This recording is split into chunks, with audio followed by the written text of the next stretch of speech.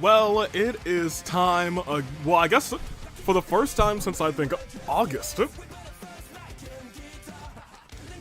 Rebellion has been premiering almost every single Sunday. We've had so many Rebellions, and tonight, Rebellion goes live, and every 5th Friday, give or take, Rebellion will be live at least one of those Fridays in the month, so get excited tonight.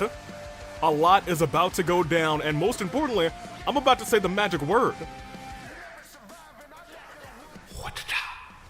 Good day, good people. It's another fine day in the year of the paradigm. A shift is occurring to... Don't worry, y'all. Toon Link is not missing. He just likes to fall down sometimes. And he's not going to fall down again, I promise. And if he does, I swear if you fall down again, after I promised everyone that you won't fall down. My guy. Anywho, if he falls down, I will fight him. Tremendously. Good day, good people. It's a fantastic Friday. Live for Rebellion for the first time since August. It is a big fight field for the upcoming Valentine's Violence Royal Crown thingamadoodle. But let me tell you a little bit about that. Tonight, it becomes official. I've been talking to Cassius, Brian, I've been talking to Yosuke. They want to make sure nobody interferes like Alhaitham. They don't want any involvement from Ito. They don't want nothing to happen, so it will be pinfall, submission. Cassius Bright, Yosuke Hanamura, the premier one, one-on-one, in a steel cage at Valentine's Violence for the championship. Let's do it. There's also some other things that will be announced tonight. Kaito is on the mend. He is close to being able to compete. He should be medically cleared as long as he, and I know this might trigger some people, keeps his knee brace on. So we'll see if that plays out as it's supposed to. Luckily, Kaito isn't injured beyond repair. He should make a full recovery, unlike the brutal attack that happened to Sakura many moons ago. However, we got a whole bunch of golden ticket, Royal Crown qualifiers to get through tonight. So, let me get you guys your polls. Shall we? I believe we shall. Alright, let me see here. Almost rated the channel. That would have been bad. I keep doing that. That's one of my favorite things to do. It is.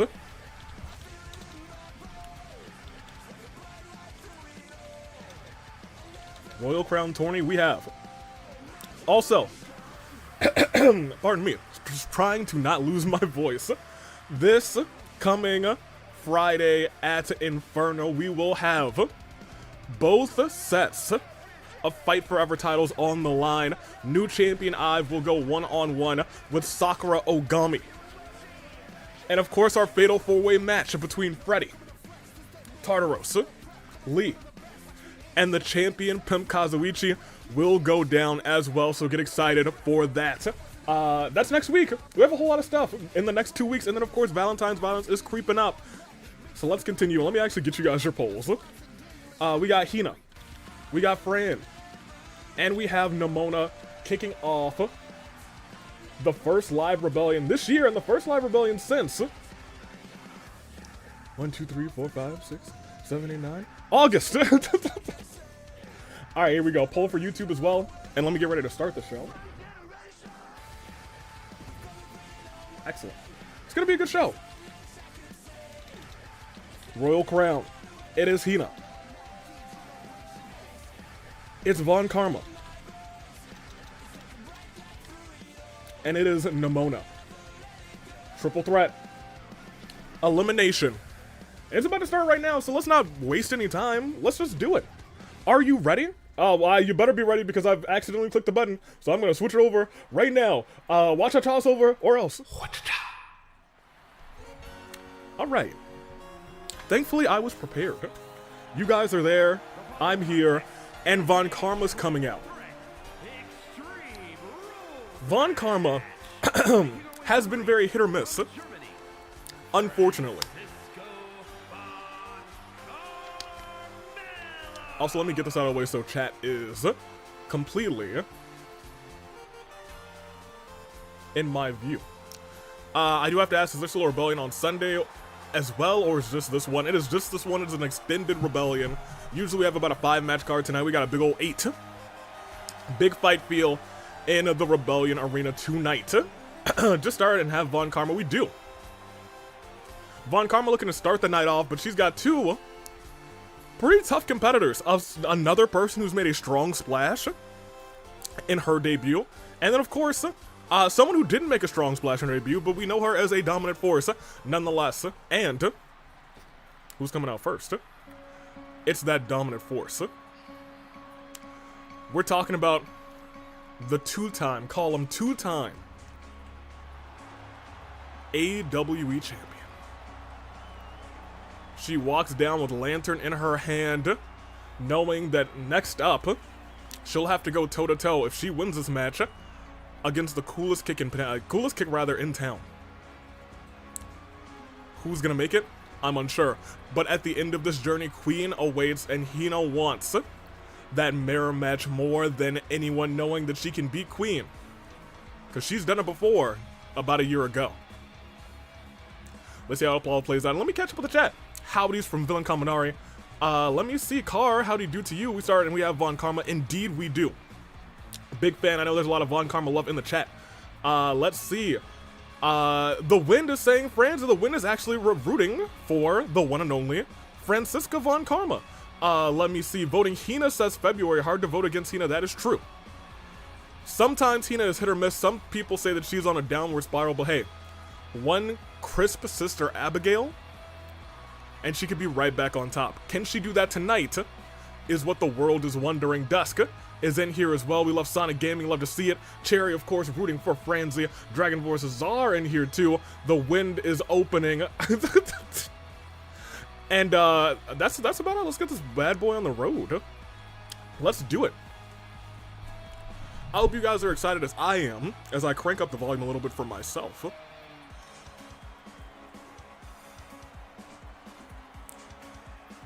Hina, a member of the Repaired, who have, I was gonna say split success, but I want to say most of them have won a championship outside of, I believe, Boss, if you can even consider her a true member of the Repaired anymore, or Hiroko, who's just kind of chilling, vibing. Anthony Sub saying I have Hina winning the whole thing. That's honestly a pretty safe bet. But we have seen some incredible shocks in this tournament so far. Like we saw Panette go out early. We saw the winner last time, Ryoma, go out early as well. And although nobody's going over the top rope tonight, she might still try and do it. Loaded with that Pokeball. People love her, people respect her. Over the last year, I say it a lot of times, she has become more than Miss Rumble. Can she prove that tonight by taping, okay, Hina phased into existence, but I digress. Doesn't surprise me, the Repaired do that sometimes. Anywho, Repairman won a title. Repairman was Tables champion? In his golden Freddy costume? Correct, I believe that is correct. Also, welcome in to you. Greetings indeed. Let me see, everybody popping in here. We got the Woken Emery. We have Emma, who is Marcy. Look, y'all. I need the whole name first, and then you can type the letter. Oh yeah, I was gonna say, don't count out that stunning victory. Mans came out spring locked and he said, I still got this. Triple threat match, elimination. Jessica's calling this fight as Hina immediately goes after Fran, but Von Karma takes it to Hina. Nemona sends Franziska Von Karma into the corner, and look at that. Missing the crossbody, and now Nemona the one on top in this fight. Nobody injured. This is one of those things that has happened. No, Squid, do not bet the house. Also, welcome in Lee. My apologies, Aviator, but it is indeed Woken Emery. I thought so. But you know, that E, I'm like, it could be Emery. It could be Ezra. It could be Wrestling Entertainment. I gotta know these things. I knew it was Woken, I just wasn't sure which one. Also, welcome into Solara. We are kicking off with what could be a banger of a fight. Hold on a minute. Hina just ate that punch to the back of the neck from Nemona. Hina may be trying to go God mode tonight. but knocked out, and from behind, Von Karma knows exactly what she's doing, but Nemona just too good, a step faster than the Prosecutor. Going for the legs here. And oh my gosh, that was almost a nasty clothesline, but instead it looks like just caught Von Karma with a stray, and instead, look at that, Von Karma, oh my gosh, continues to get good work done, and then all of a sudden, face first and now body first goes Nemona, and that clothesline connects. Everybody's trading blows, but Hina still won't stay down either. Do not count out the repaired one. Do not count, oh no.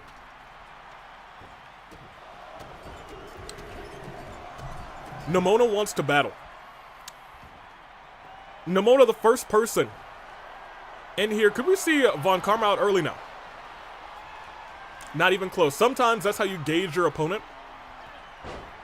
See if you can sneak a 2 count. Hey, Sayaka snuck a 3 count on Goddess Miku. Deity Miku. It's not the worst thing in the world to go for those pins if you're confident that you can get them. But look at this, Von Karma rolling her through.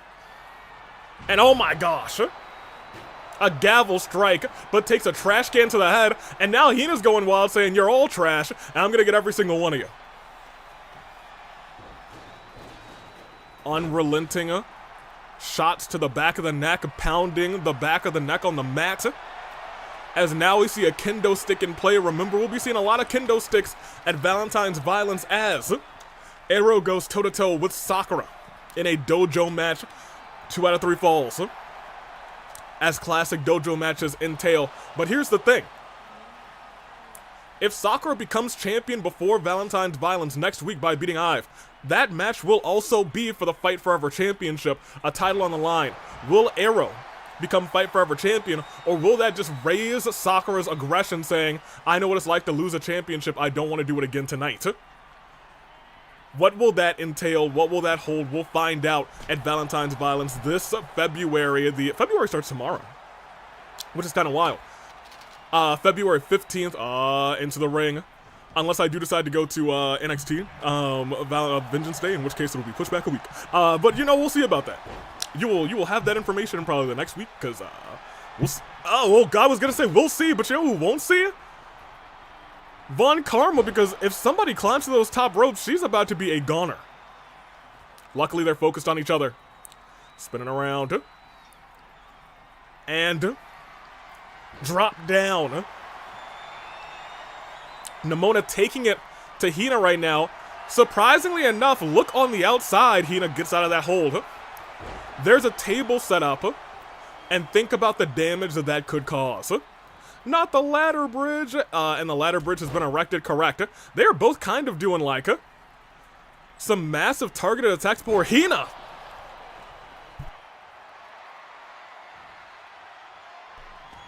Roll up, hold on. 1. Hold on, reversal. We don't see reversals or roll-ups like that. Von Karma almost stole it. I was gonna say we don't see reversals like that on roll-ups far too often. Von Karma has a deep bag of tricks. And it might be enough to win her this match and move on to this tournament. But everyone's just so coordinated tonight. As Nemona goes off and hits a springboard bulldog. Face first, Hina steps in. Nemona with a vicious combo kick right to the gut, but turns back around. Von Karma in charge, neck breaker. Directly into the pinfall. Nemona, 1, 2. Kick out of 2.9. If it were a different referee, I would have said that was 3, but man, was it 2.9. She did not want to burn resiliency, and she saves it, calling it close, but a drop kick. Von Karma is firing on all cylinders, trying to take out everybody that moves in this fight. Can she do it? Tossing Nemona. Oh, maybe thought about tossing her into the ropes, and out of nowhere, let her win, locked in on the Von Karma. But Von Karma very carefully, I think she closed her eyes and is fighting out of it. But a reversal there by Hina. What is Nemona? Von Karma again. Hina, a step too fast again. Hina's awoken that mode that she doesn't awaken far too often, trying to choke out Nemona. Lets her go, saying it's not worth it. I'll win this how I want to win it. The Woken One says, Asahina the most favored to win, but also the most hurt of the Trinity, but is she going to be the first one to burn resiliency? No. Nemona might have been, but it didn't work out. If that's the case, missed that knee. Von Karma, Russian leg sweep, but look off of the ropes, drop kick right to the back, turns her around. Thought about Sister Abigail, but instead Nemona, a step faster this time, goes to Von Karma and goes for the polka. Reversal. Von Karma was this close to maybe burning resiliency, but the reversal saved her. Lifted high up. Suplex of her own. Nemona was this close. Oh, no! Hina just set that table on fire. Nemona just burned resiliency. Oh my gosh. Alright, well, the table's down. Wait, a reversal there as well. 1, 2. Almost stole it. Franziska Von Karma almost stole it as well. And then tossed. Is that barbed wire bat directly into the face and eyes? Is that going to be enough to take Von Karma down in this fight? No. Still kicking out, no resiliency. My gosh. We're starting to see these three wake up. Hina sets fire to the table, and then it went out. It indeed did go out. What is Hina thinking here? I think she was thinking about that Sister Abigail. Instead, oh, she's taken a major beating and a big splash. Shoulder block-esque by Nemona, and a kick to the back. Ooh, Bat welcoming Scar. Wish everyone wish Scar a happy belated birthday. Scar's birthday was yesterday. We love to see it. As a baseball bat goes right to the head. Oh, hold on. Ladies and gentlemen, she was thinking about Sister Abigail. Reversal again by Nemona. She stays alive. Off the ropes, drop kick, missile drop kick. And now Hina's worse for wear as she focuses back in. But instant karma connects this time. And ladies and gentlemen, that may be the end of Nemona. 1, 2, and that is 3. It is Hina versus Von Karma. Who is going to go on tonight? Goes underneath. Went for that belly to belly. Reversal by Von Karma. Von Karma wants to pull off a miracle tonight. She knows that she can beat Hina. And look at this.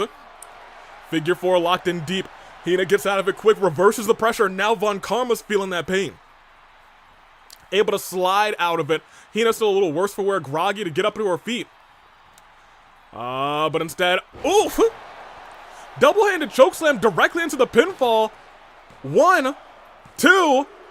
Von Karma still kicks out. Von Karma still kicks out. Thank you, didn't have to say that.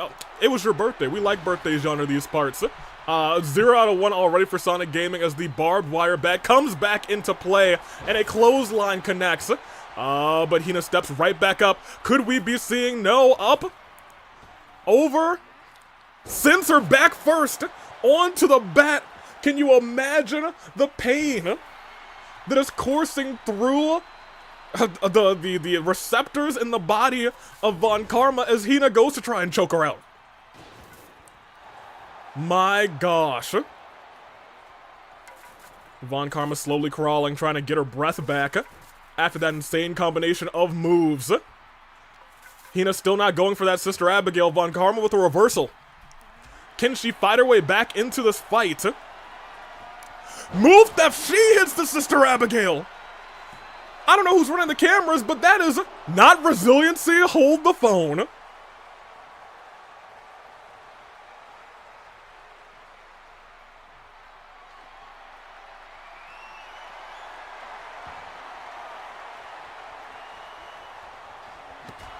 Oh my gosh. I think Von Karma just realized exactly who she's dealing with. Hina's bringing out that extra oomph. That thing that made it so she was able to win and retain that championship for over half a year as Up in the Sky suplex. More damage out there than in the ring. How? Wow. Oh my, tables truly seem to be in Hina's favor now. After taking that finisher, I wouldn't be so sure. Tossing Von Karma back. Oh my gosh, tossed her into the trash can. May have scraped the eyes, picks up the trash can again. Oh, but look at this. Lifts her up for instant karma, no reversal. Slides into the roll-up. Is she gonna steal one tonight? 1, 2. She reversed the pressure. Is Von Karma gonna steal it instead? That's 3. She did it. Von Karma stole it. What a wise decision. Hina wasn't ready. The reversal of that roll-up. And Von Karma goes one-on-one with Marin. Oh my gosh. Wild. It appears I've spoken too soon. Anything can happen in the match of in the AWE. This was a wild ending. It's the first time in a while that we've seen, I think it might be the first time ever we've seen reversals of those roll-ups to for real in the AWE. My gosh. Those 3 put on a banger, but only one could go on, and it is Franziska Von Karma. What a match. People are going to be talking about that one. Could be match of the night, but I do digress as we have a little 1v1 action. As Clover just recently lost, but was able to pin Panette. But she did it with the moves Marin uses. And you have to think that played into, oh my gosh, she's trying to get into the head of her opponent, and it did. It happened. It worked. Unfortunately, she couldn't get into the head of Rinka, and Rinka murdered her afterwards. After an incredible near-ending sequence as Rinka got that boot and fell out of the ring. It is Panette. And it is Clover. They go one-on-one, and they go on one-on-one tonight. Let me get this prediction real quick. It was good old Franny.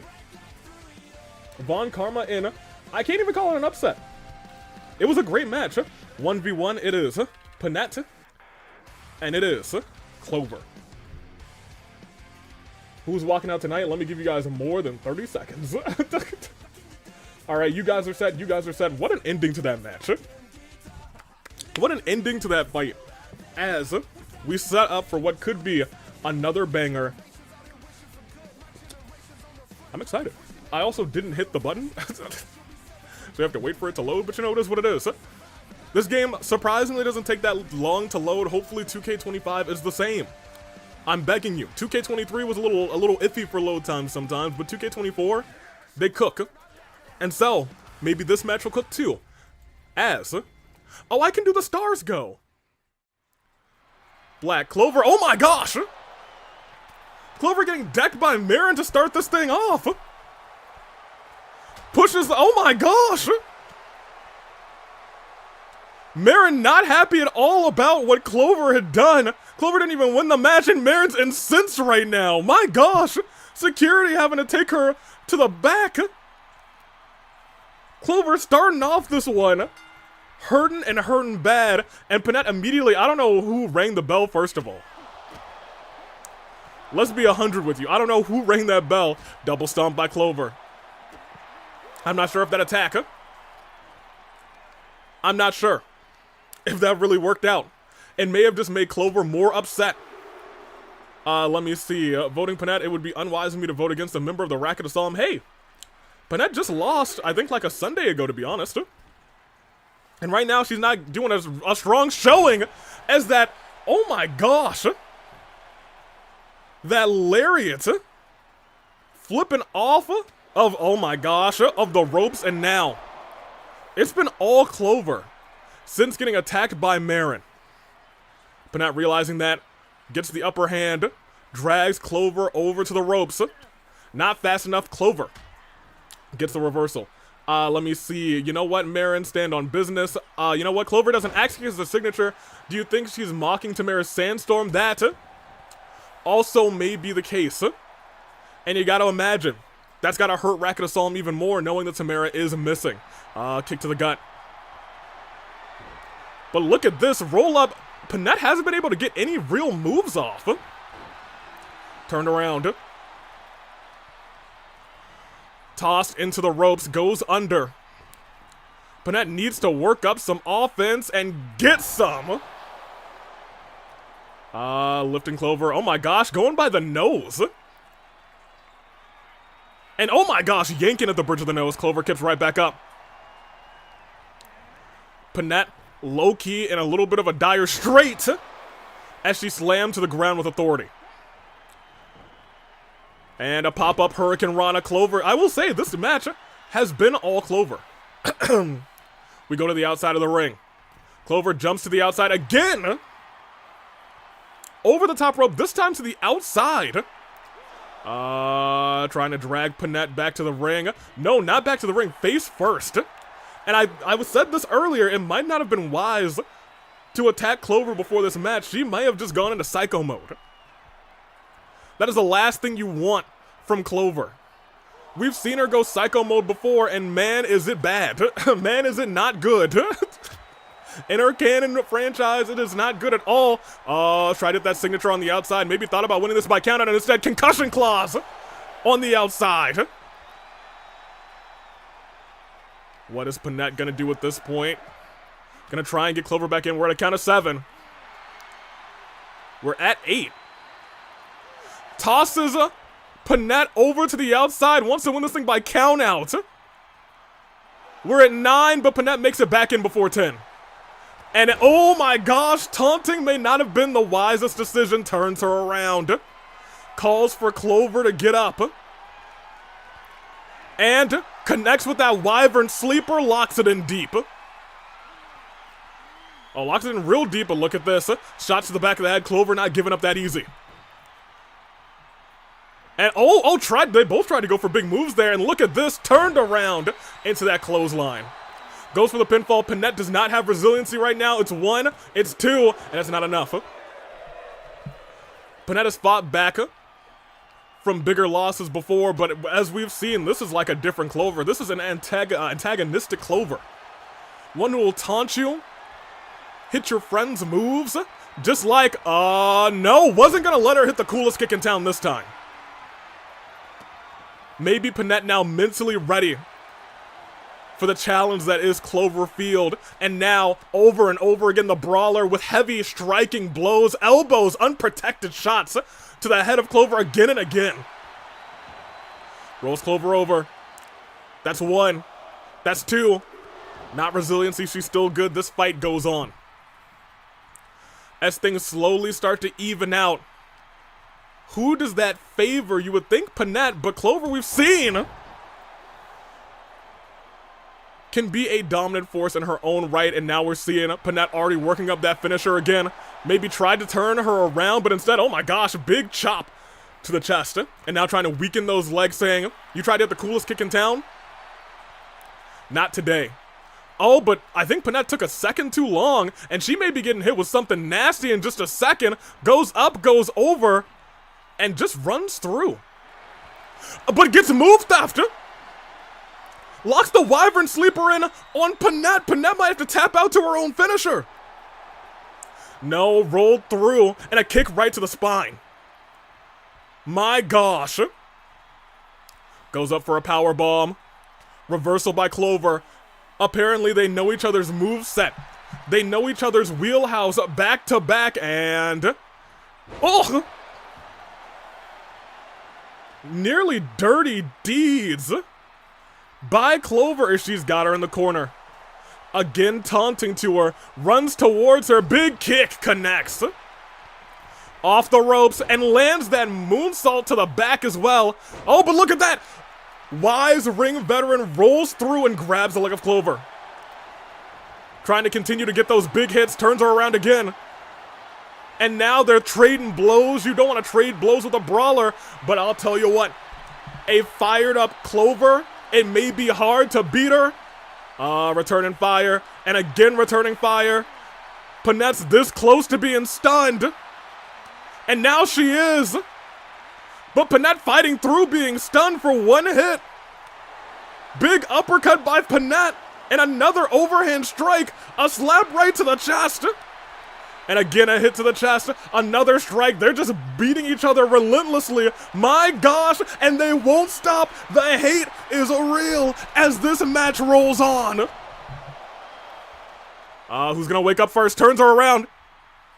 Up and, oh, roll through. I tried to think about going for the pin, but I'll tell you what. Has her right where she wants her, face first into the mat. Panette struggling. Goes directly into the pinfall. Look at this, Panette does not have resiliency. Is this gonna be the end of days? No, she kicks out. She kicks out.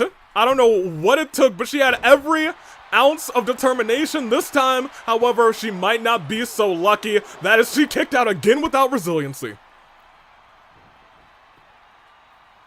Stood right back up. And is now going after the arm. 10 pounds of pressure can snap an arm, but look at this. Nails Clover. I'm sorry, Clover nails Panette, and that is 1. That's 2. Resiliency's burned. And here's the picture. Clover's got another one on lock. If she hits this bad boy, it could be all she wrote. Big choke slam to the knee. Lifting Panette up. Into the corner reversal, however, by Panette. Goes underneath. Goes over. And tried to go for that dropkick to the knee that we know so well. Ripcord clothesline. The rebound clothesline, and now Panette's got her. I'm sorry, Clover's got Panette right where she wants her. As that move nails it again, ladies and gentlemen. This is Clover taking down the longest reigning tag team champion of all time. Marin seems to be losing focus. Does not have focus. Hold on, wait a minute. Clover going to confront Marin. After that attack, Marin, look of determination in her eyes. They're pointing to each other. Referee trying to stop this. Referee, you gotta stop this. Come on.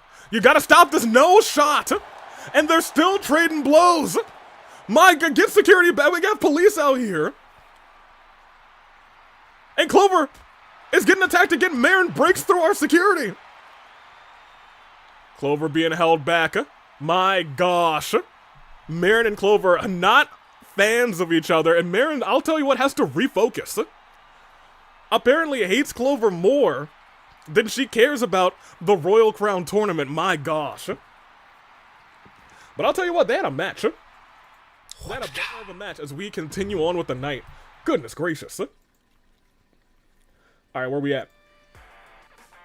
You hear the snake? So Clover is going to be eating up everyone up this year, except for Rinka, who is apparently just built different. But I'll tell you what, they put on one heck of a match. However, I'm very interested about this one.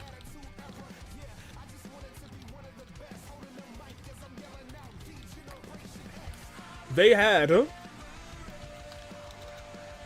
Royal Crown. They had a 3-on-3 match, and Arven and Fulgent just let Uncle Iroh fight, saying, if he's a little bit more hurt, we got a better chance to take down that man's. Is their strategy gonna work tonight? Will they team up against Uncle Iroh? It's gonna be anybody wins. They're all for themselves. I'm excited to see, you know? We'll see here. That being said, it is Arven. It is Fulgent. And it is the Uncle Taker. Yeah, I'm gonna keep it like that. Alright, that is our prediction. Hey, let's get it on. As the stars go. Nope. As the stars go. There we go. Black. Anyway, now to go rest because I will not be losing to Bald Alhaitham tonight. Oh my gosh. I don't think he's bald. Safe to say Marin's incensed after her attack failed to affect the outcome. Probably so. They both very clearly don't like the mans, or rather don't like the girl. And you know what? Fair to him. But you know what? Clover tonight didn't use any of Marin's moves or any of Tamara's move. Instead, did steal the finisher, the Wyvern Sleeper. Use Panette's own move. Still getting into the head of Panette. You hate to see it. You're going one-on-one with the Uncle Taker. Hey, after what he did to Akechi, he's earned the nickname. That man's is the Uncle Taker, baby. Fulgent. is kind of a little bit of a rumble savant, if you will. The Uncle Taker should be a thing. Hey, if you see him win this match and during his one-on-one in the semifinals, he comes out as the Uncle Taker, don't be surprised. But he's got to get through Fulgent and he's got to get through Arven tonight. And in this juncture, Arven I don't think is the underdog. I think the underdog is this man. Did work together with Shadow to get a victory tag team style a little ways back, but I'll tell you what, Shadow did most of the work because he's built different. That being said, we did see Fulgent do some incredible kick out after kick out after kick out. So you don't want to count that man's out. But when we talk about underdogs, we have to talk about potentially the ultimate underdog, Arven. He's a lad. Everyone loves the man. I don't think, I'll be real, Arven doesn't have bad blood with like anybody in the AWE. Will that change? I hope not. I'm sure an Arven heel turn would break all of our hearts. But we'll see. Dusk voting Arven. Fulgent usually misses out on victories last minute. And Iroh's quite fatigued from the 3-on-3, so Arven seems the most likely option. Fair enough. However, you don't count out the Uncle Taker. Arven from Pokemon Conquest. Y'all, he's not from Pokemon Conquest. He's from Pokemon Legends, what's the new one? He's yet to be released. I got the deets about this character. He's a yet to be released Pokemon character from that new Legends game. Probably releasing on the Switch too, which is officially coming. Big fan, big excitement. Oh my gosh. Fair enough. I'll be real. His fire jump scares me a lot. Almost every time. But it is what it is. He's a hero. And if you get on his bad side, he will murder you. We saw it. If you attack again, he will murder you. We saw it. Akechi, put the last straw on the camel's back, but instead of the camel's back breaking, the camel was Uncle Iroh, and he stood up and he put Akechi through a barricade and nearly ended his life. But I'll tell you what, Uncle Iroh, I don't think has nearly as much bad blood with these two. But I'll tell you what, he doesn't seem especially happy tonight. Leaves on the vine. Everyone's favorite firebender. It's the Uncle Taker. You love to see it. Uncle Taker versus Fulgent versus Arven. Triple threat match. We've seen, however, a lot of upsets in this tournament. Hina tonight, probably furious. Probably still had a lot left in her, to be honest, too. I don't even think she burned resiliency. She just got caught so off guard as Uncle Taker immediately running in with a knee. Lifted up by Arven. Arven actually throwing the Uncle Taker, and now it's one-on-one very briefly. Well, that don't last at all. Uncle Taker focusing exclusively on Fulgent. Even when Arven was in that corner, still focused on the Prince, and it looks like Arven is actually working with the Uncle Taker. Off the ropes. Arven, he grazed the back of Fulgent. Not what he was going for. Wasn't too pretty, but I'll tell you what, it knocked him down. It was effective. A strike to the spine, if it hits wrong, it could end a career. Fulgent, luckily fine. Shot to the face. Fulgent now focused in on the Uncle Taker. Iroh has him. Oh my gosh! DDT trapping the arms, almost ran his head into the ladder. Could you imagine? We are at a count of 2. Can you imagine if that was match? Reversal by Fulgent. Uncle Taker. Foot right to the back of the neck. You are correct, Aviator. Hina had not burned resiliency. Wild. You can only imagine what's going through Hina's mind. Tossed into the corner. Elbow strike. And a clothesline, this time by Arven. Arven focusing in back on the Uncle Taker. Turned around to Fulgent. Was ready for him, though. was ready for him. Oh, hold on a minute. You would think if the Flame Tribe were recruiting just powerful members of fire-related things, you'd think that they would go after someone like the Uncle Taker. You'd think that they would go after someone like Father. But clearly, Uncle Iroh doing well enough on his own. Dropped him. Fulgent body first, it looks like, onto that sledgehammer. 1, 2. Kick out. And a big boot by Arven. Arven, look at Arven's health. Arven is the absolute freshest of the 3 competitors here tonight. Fulgent wisely rolling out of the way. If he's able to hit that signature on Arven, it may be looking good, but look at that reversal. Oh, no, look at reversal right back. Kick to the head. Goodness gracious, Fulgent. He has the ups. Stopped himself from getting hit with that bat. But Arven's still missing with that DDT. Fulgent trying to get out of Uncle Iroh's grasp, able to do so. But a block by Uncle Iroh. And now Fulgent is the one in trouble because we know what he does there. Ladies and gentlemen, pardon me, he's going around. Ring of Fire connects. And it looked like Uncle Iroh tried to take advantage, but Arven lifted Fulgent up. Tossed him to the outside. Oh my gosh, almost grabbed. I was going to say, Jessica, you need to get out of the way.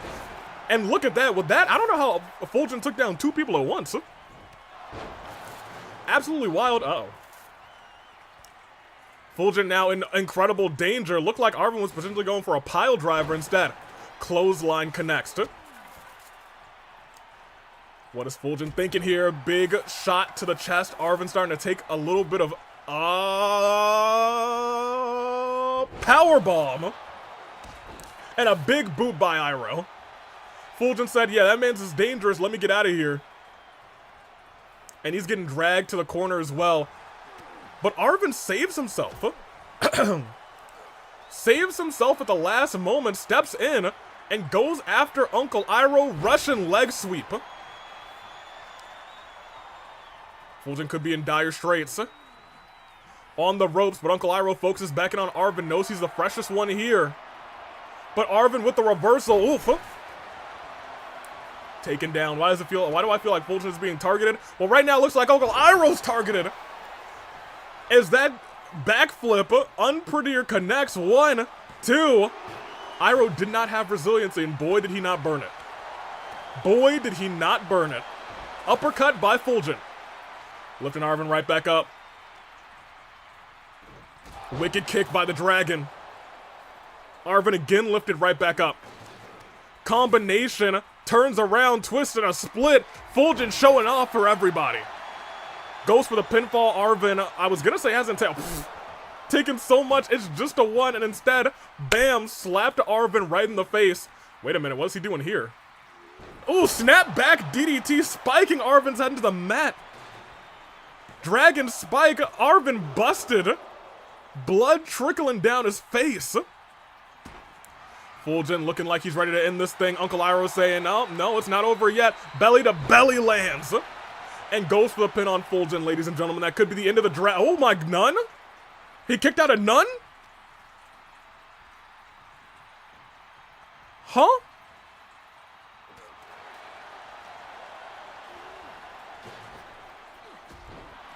Well, okay then. I thought Fulgent was like almost dead in rights, but the man was just like, no, I'm fine. Might be a different story this time around. Still no resiliency. That's 1. That's 2 this time. Kicks out. Kicks out this time. Maybe it was a stroke of luck off of the ropes. Hits that DDT like Arven's been trying to hit all day, but pays for with a drop kick to the back. Fulgent turned around. Going after the leg of the dragon. Not a lot of big items out right now. Just a couple of, you know, baseball bats, a couple kendo sticks, maybe a sledgehammer or 2. We still have the trash can out as he's lifted high in the sky and drops the man's Arven right on the back of his neck. Taken up. Oh my gosh, open-handed strike right to the face of Arven. Arven tried to hit a big move there, didn't work out in his favor. Into the corner, and we know this is, okay, I was gonna say that's one of Iroh's favorite places to be, but he said no thank you. Ooh, sledgehammer hit, but I'll tell you what, Iroh just still held on to him. Usually we see that break things up, but instead he was like, nope, I'm still good. Oh, and Fulgent might not be so good anymore. Fireball connects. That's one, that's two, and that's gotta be resiliency on Fulgent. Man's back has gotta be broken. My gosh. Big knee rattles Uncle Iroh. Arven focused in on Fulgent, saying, I gotta get him back. Oh my gosh, what is this? Landed him down. That was actually the Dragon Vein. He stole Fulgent's finisher. Uncle Iroh may have just granted Fulgent another chance at life. And instead, Arven might be the one passing out tonight. Able to get out of it. A kick to the back. Fulgent starting to stir. The Uncle Taker. Still focused in. They might work together on Arven, the ultimate underdog. Heads together. They clash. But a reversal there and a reversal again. Fulgent, I think, tried to hit that finisher on Uncle Iroh, but instead rolls out of the ring. And now it's Arven versus the Uncle Taker. Iroh gets out of it. Arven takes a shot to the back of the knee. What is happening here? Lifting poor Arven up. Turns him around. Oh, he might go back first. His tailbone connected with that trash can. Arven also burns resiliency in this fight. Uncle Iroh, look at that man's vitality. He is the Uncle Taker. How do you beat him? Shot to the back. Another sledgehammer to the back, and again, missing that move, but catches Arven that time. He was going to the ropes. I think he was trying to hit that Dragon Vein, and this time, he's got him up, and he gets him down. Dragon Vein gets all of it. Arven might be gone. Is that one? That's two. Arven is... He kicks out. How on earth did he kick out? I think the world thought that was three, but somehow, some way, after the Dragon Vein, he really is the ultimate underdog. Hold on, turned around. Directly, no, not into the pinfall. Turned around. Yeah, he kicked out. I don't know how. I don't know how, y'all. Your question, your answer rather, is as good as mine. Ultimate underdog on full display tonight. Iroh rolls through. Fulgent trying to fight his best one-on-one on Uncle Iroh. Knee right to the face, but gets caught from behind by Arven.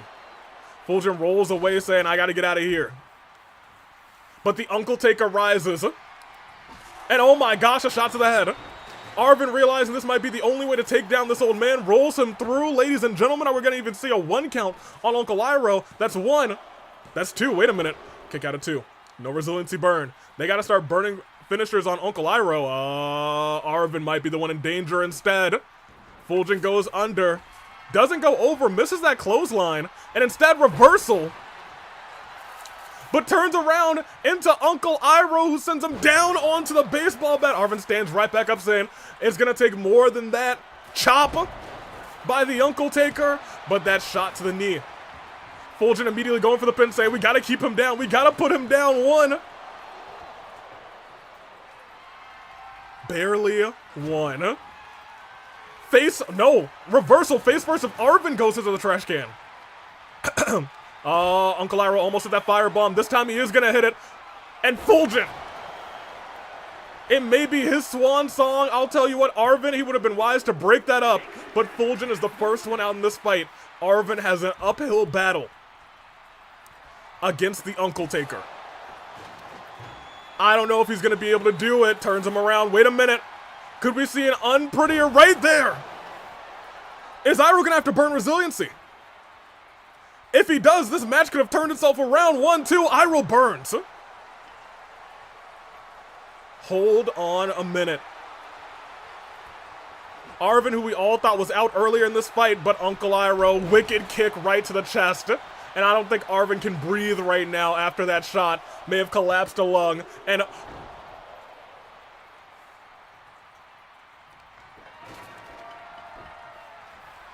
tell me how? I don't know.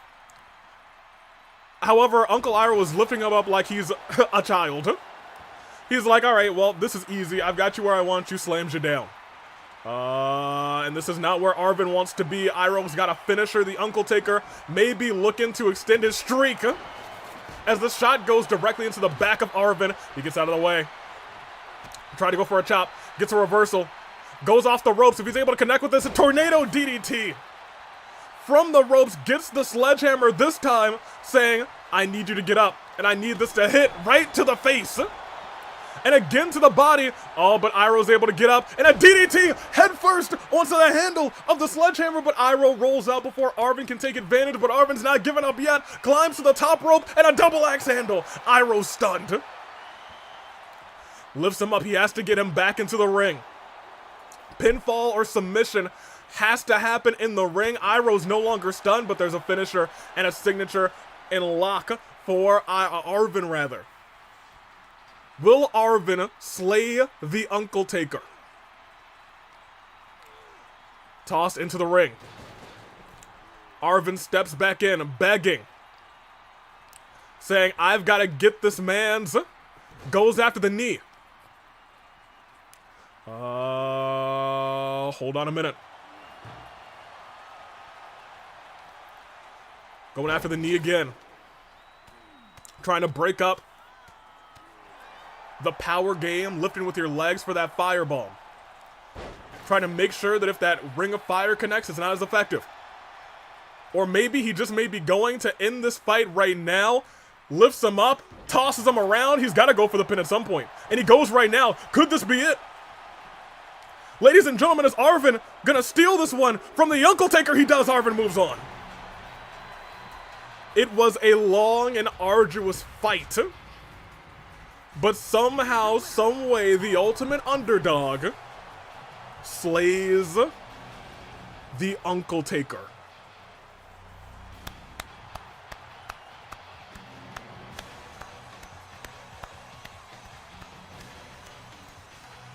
Uncle Iroh down on one knee. And we all may be down on one knee at Valentine's violence for Arven, as he may be crowned your king as the stars go. Black. Great match, I'll tell you what. They did a great job. That being said, it's time again. It is, let me end this real quick. I can't believe he did it. That was a great match between Sami Zayn and the Undertaker / Jay. It seemed like the ultimate underdog, who is Arven in our division. And you know what? He did it. I think he could go all the way.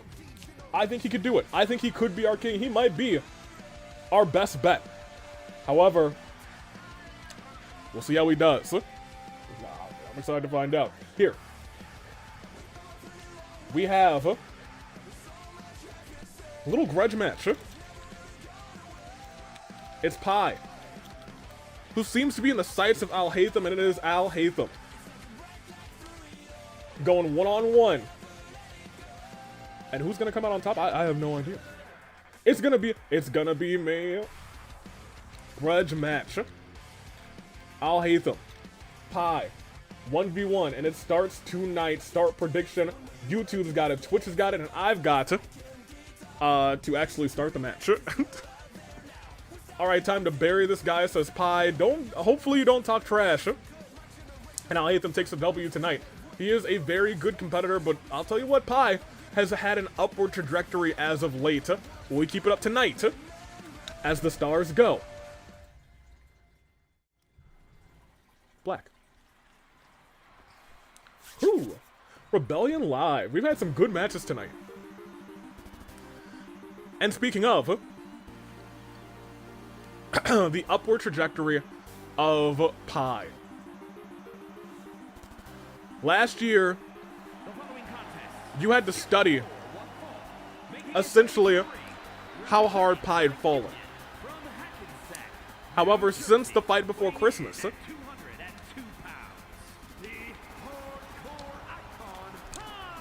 he's been on an upward trend. Ever since he's had Mondo by his side, he's been on an upward trajectory. What is he going to be able to do tonight when he goes toe-to-toe with Alhaitham, who apparently has some sort of major beef with him? We'll see. It is Rebellion, it's live, and it is Pi. Very excited, very excited. Is Alhaitham good? I wonder what may happen. I'm torn between using my OC bias or voting for the best Dendro wielder, says Dusk. We'll find out tonight. Is Pi going to bury Dendro? Will it turn into a beautiful plant? Maybe. Unsure. But these two go one-on-one tonight. Pi. And Alhaitham. Who I'll tell you what, has not had the best 2025. Last year, he was a great dominant force. People looked at Alhaitham and said, okay, that guy's a future champion. However, he decided to cash in on a match that involved Cassius Brighton. That's what you don't do. That's not what you do. Admittedly.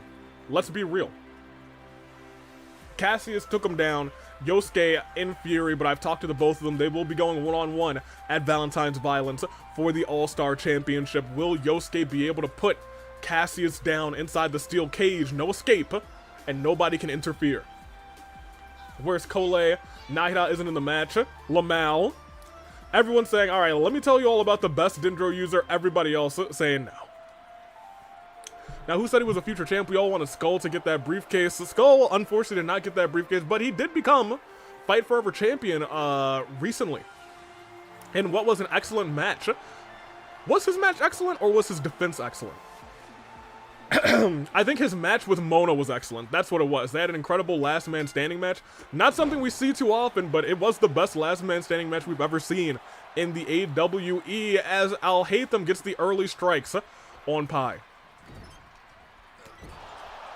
Pilot dives from his basking location into the water as this match rolls on. Stomp to the face. Pi's got to get some reversals on, and he gets one right now. Dragon screw to the leg.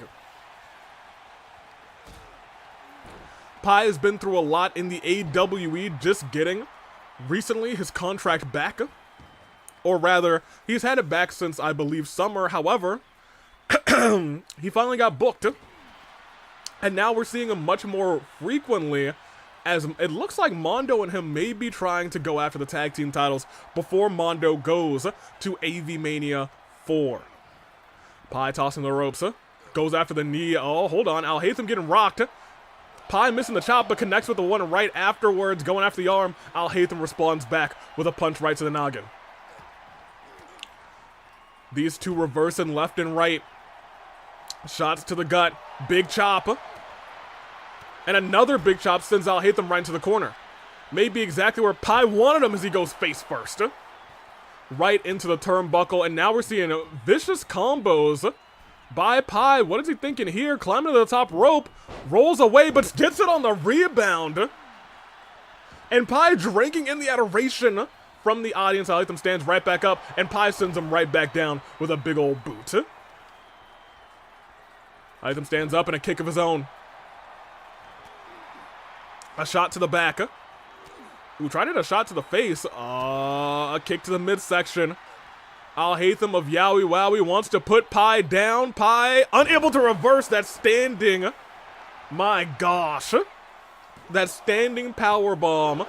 Pi kicks out. No resiliency is the big picture here. Fancy roll up. Knows Alhaitham doesn't have resiliency right now, but it's only a 1. Oh my gosh, almost kicked him in the nuts. Into the ropes. Goes over. Catches him. Ooh. Sends his face right into the mat. Still trying to sneak a pinfall here.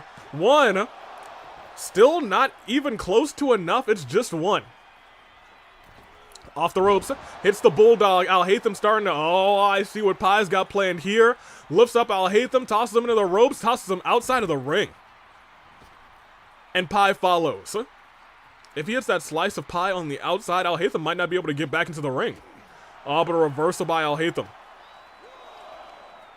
Pi, however, looked like he had like a headlock spine buster-esque move. Kick to the midsection. Again, another kick, and a kick right to the face. The educated feet of Pi, sending Alhaitham back into the ring. And now Pi has evened things out. Reversal by Pi. If he's able to hit off the ropes.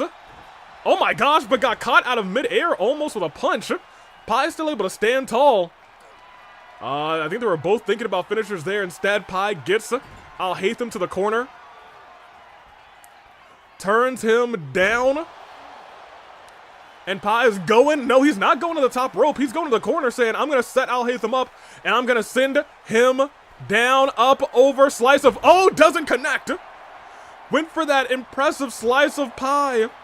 But Alhaitham steps right out of the way. And instead, Alhaitham sends Pi into the corner and goes after the legs. Knows if he can't get good height off of that jump, it could be curtains for the slice of Pi. Sent down. Pi doing whatever he can to get Alhaitham down, maybe burn resiliency early. Alhaitham, however, stands right back up. Big chop by the King of Dendro. Oh, and now Pi stunned in the corner. Dragon Screw again to the leg, and still going after now the ankle. Goodness gracious. And the arm slowly dissecting Pi with every shot. And now he's begging for him to stand up, looking to hit that bookmark. Oh, but Pi with a reversal. Pi still in this thing after that, turns him around. And a kick right to the face and a kick right back. Pi steps right to the ropes again, calls for Alhaitham. Moonsault! Alhaitham rolls out of the way. Pi, however, still stunning Alhaitham. Tosses him into the corner. He knows this time he can't really reverse him. What is he thinking here? Oh, he may be thinking he's going all the way.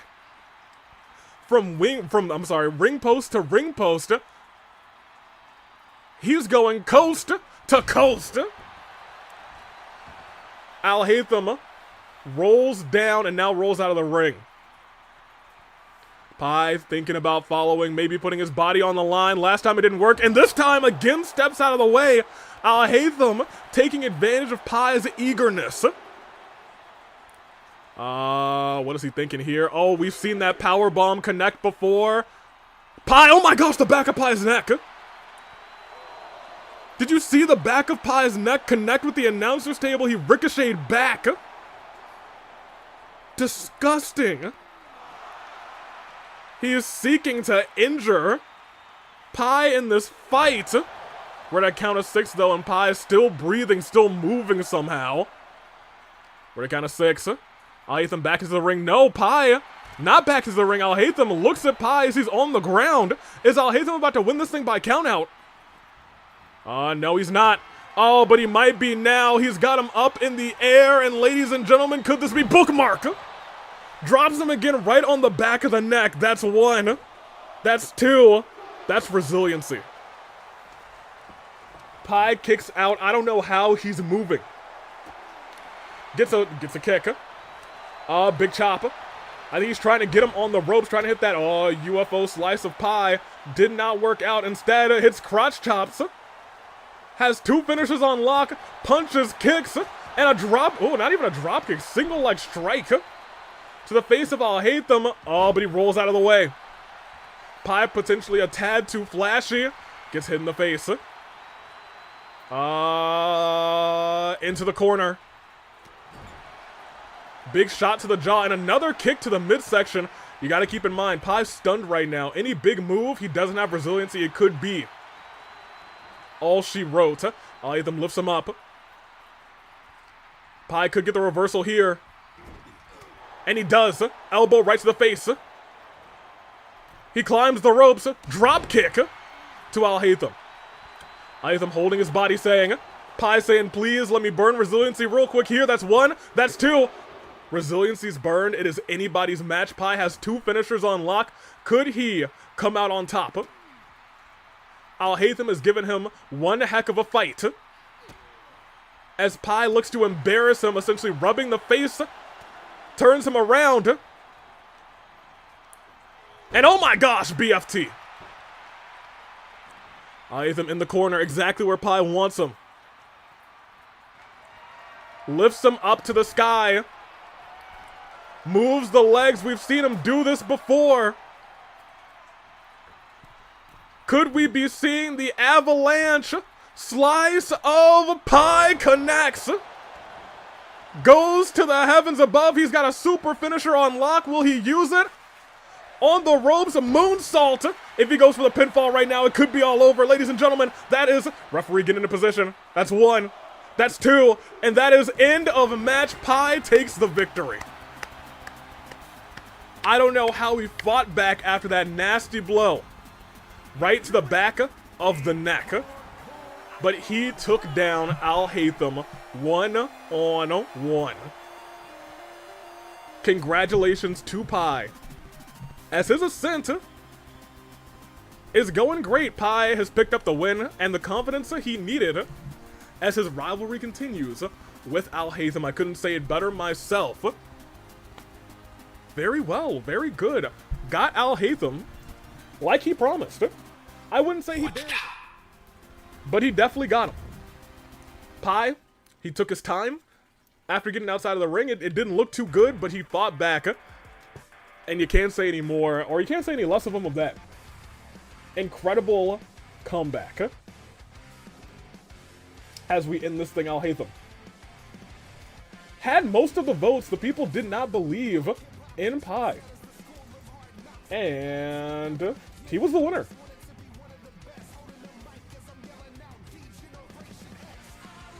You did well, Pie, but I was sure Alhaitham was going to win there. He did not. I think we all thought for a second Alhaitham was going to pick up the victory, but not the case. I was worried for Pie's well-being. But I'll tell you what, he did it. Skips. Pardon me. Goes to a triple threat match with Eggman. And of course, the Gatekeeper. Royal Crown action continues. We saw a couple big victories tonight. Royal Crown rolls on. It skips the powerhouse. It's Eggman, potentially the fan favorite in this match, and it's the Gatekeeper, who I love, and nobody will ever take away from me.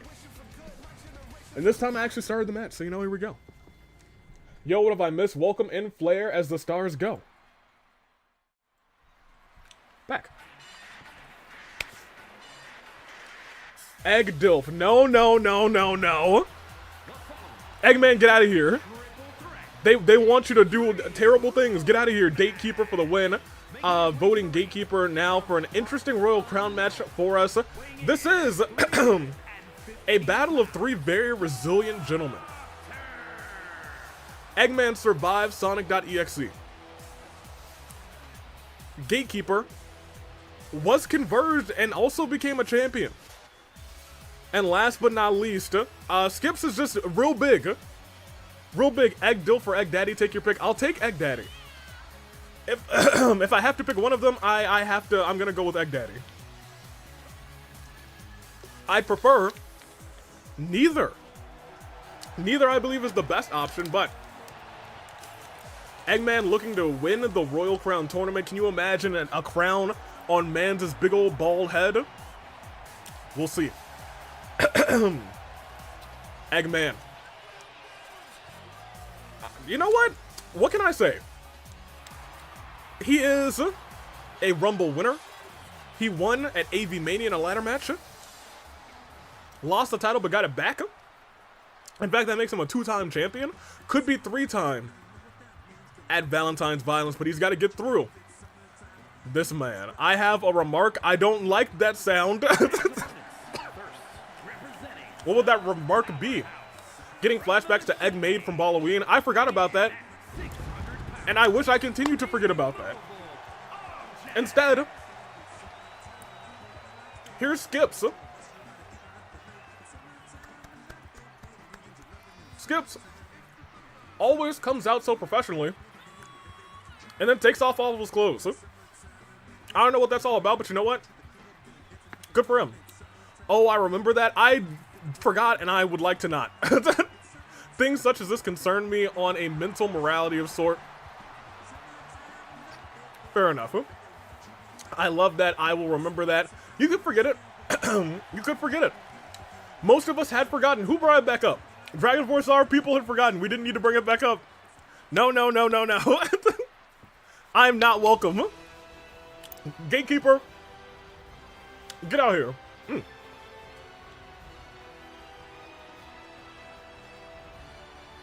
That is tasty. From another time, weighing in at 228 pounds,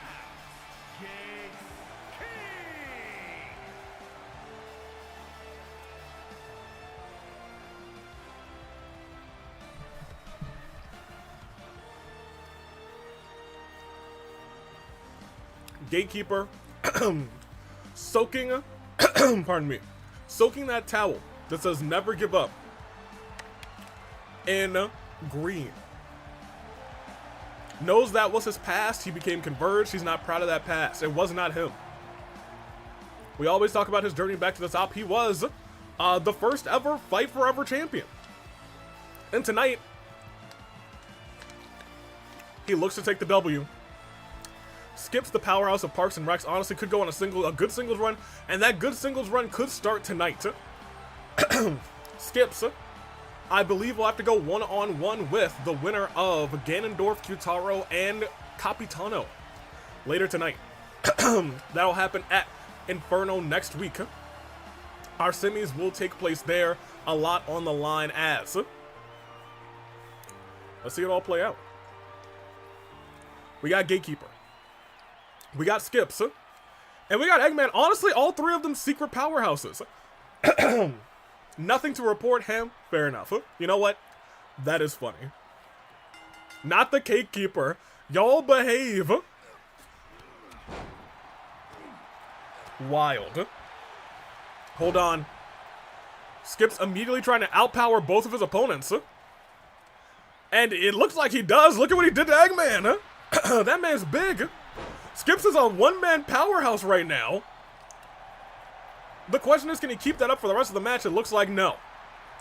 Gatekeeper sends him down. Eggman going after Gatekeeper. Gatekeeper saying, no, no, that's not going to work for me. And together they look to take down a Gatekeeper. Does not work for them. Gatekeeper out of, after Skips. Takes him down. Holds his arm down. Rubs his face into the mat. Stomps on the arm of Skips. But Skips just stands up like it was nothing. Gatekeeper tried to get out of that, but Eggman just too strong too. We said it earlier, everybody real strong. We got real strong people here. Just like the next Royal Crown match for the men is going to just be a big old beefy match. Gatekeeper taking it to Eggman. Eggman in the corner. Big flip out of the corner. Skips. First one to go under the ring, gets a trash can, has been a favorite tonight, tosses it. Eggman falls right onto it, didn't know it was right there. Goodness gracious, big chop. Oh my gosh. Did you see Gatekeeper after that? It looks like he hurt his hand trying to hit Skips. Eggman realizing that, goes for a pinfall on the Skips. That's one. Gonna take a lot more than that. I was gonna say face first. Instead, Gatekeeper, who's busted open now, goes face first. Instead, hold on a minute. Not on the trash can, not on the trash can. Oh my gosh. And Skips just stands back up again. And reverses Eggman, who goes back first into the mat. And stops Gatekeeper from using that sledgehammer. And a big boot by Skips. The man's is a monster as they're trying to chop relentlessly to keep him down. Hold on a minute. Triangle hold on to Skips. Gatekeeper breaking out all the offense, but Skips just too powerful. Punches right to the head of Gatekeeper. I was afraid he was going to powerbomb him, but a big meaty clothesline by Eggman sends Gatekeeper's face already busted open right into the mat. It's amazing that a Fire Emblem NPC is this much of a legend even outside of the channel. Hey. You're dang right he is. One of the greatest of all time. A lot of people's favorite Fire Emblem character, I think. Gatekeeper was thinking about potentially going for that nothing to report instead. Knee strike to the gut. Skips. Oh, I think he was trying to go after Eggman there. Gatekeeper in the way. And Eggman able to get a little offense in. Sends Skips into the corner. Drags Gatekeeper to the other corner. What is he thinking here? What is he thinking here? Face first. But skips German suplex with ease on the Eggman. My gosh. Strategy-wise, the other two need to get rid of Skips ASAP. You're dang right they do. Look at Skips. He is a specimen. Oh my gosh. Turned around though. Look at this. Hold on. We can't count Gatekeeper out yet though. Small power bomb directly into a pinfall. Just a 1 count. I'm sorry. You said 1? Eggman just tosses Gatekeeper, saying this will keep you down for more than 1. 1. They're all kicking out at 1. I don't know what's going to take to put any of these 3 down for 3. These may be 3 of the most resilient characters in the AWE. Look at that, Eggman gets a knee up. Maybe thinking knee again about that egg carrier. Or potentially, if he throws Skips, oh, I think he might have been thinking about the eggplant there. Skips with a reversal of the signature, and drags Eggman to the ropes. No, into the corner. And big shoulder tackle again. Trying to dislodge the ribs of poor Eggman, trying to crack the egg body. You think he's gonna get 3? 1? It's still 1. Nobody can keep anybody down for more than 1. Oh, shot to the abs of Skips. Goes for a quick pinfall again. Referee looking for it. 1, 2. Oh, nope, still not 2. There, nobody's staying down for 2. It was almost Skips. Spear out of nowhere. Rolled up and then hit a spear on the Eggman, nearly cutting him in 2. 1, 2. Eggman kicks out without resiliency. And a spear by Gatekeeper too. Skips also doesn't have resiliency, and he kicks out without it as well. Oh my gosh. Eggman outside yelling carnage. My gosh. Turnabout is fair play, apparently. Okay, I need to eat dinner. I just made a BRB. We'll be here when you get back, Dragon Force Star, and we might still be in the middle of this incredible match as Eggman looks to take down both of his opponents. But Gatekeeper wrenching the arm of Eggman, nearly snapping the wrist. And a reversal by Eggman. Hold on. Powerbomb by Eggman. Goes for the pinfall on Gatekeeper. Hold on a minute. Once again, still no resiliency built up on Gatekeeper. 1? 1? Eggman trying vigilantly saying, I gotta get somebody down for more than 1. Come on. Still just 2. Eggman furious saying, I thought I could sneak resiliency on somebody. Come on. Focuses in and hits the egg carrier on Skips. Ladies and gentlemen, this actually might be the end of Skips. It is resiliency burned on the big man. Eggman eggplant, but Jessica's down. Jessica's down after the eggplant may be saving Gatekeeper. Reversal. Turned into it. Skips very obviously not happy about that. Oh no. Reversal by Skips. He has suddenly become the underdog in this fight. Big slam! Can't go for the pinfall. Referee Jessica's still down. And Skips incensed about it. Did you see that? As he goes somewhere we don't see him go very often. What is Skips gonna do from the top rope? Apparently nothing. He ain't do a thing. He missed spectacularly. Ugh. But a shot to the gut. Reversal by Eggman. Eggman still has a finisher on lock. Oh my gosh, Jessica's taking so much abuse in this match. And Skips just going haywire on Eggman. Gatekeeper back in the ring. Also ladder in play. Skips dragging Gatekeeper to the ropes, it looks like. But Eggman right behind him hits him from behind. Skips goes outside the ring. Rolls back in. I was gonna say, bold move when Gatekeeper was right there. Big clothesline by Gatekeeper. Skips staring a hole in the Gatekeeper. Has him in the corner, turns him around. We saw him on the top rope before, this time middle rope moonsault. And turns around to Eggman. Oh, but Eggman, oh my gosh. He might have gone face first into that trash can with that bulldog. Tossed on the Skips. Skips rolling knee. Jostling, maybe whisking, maybe scrambling the insides of that egg.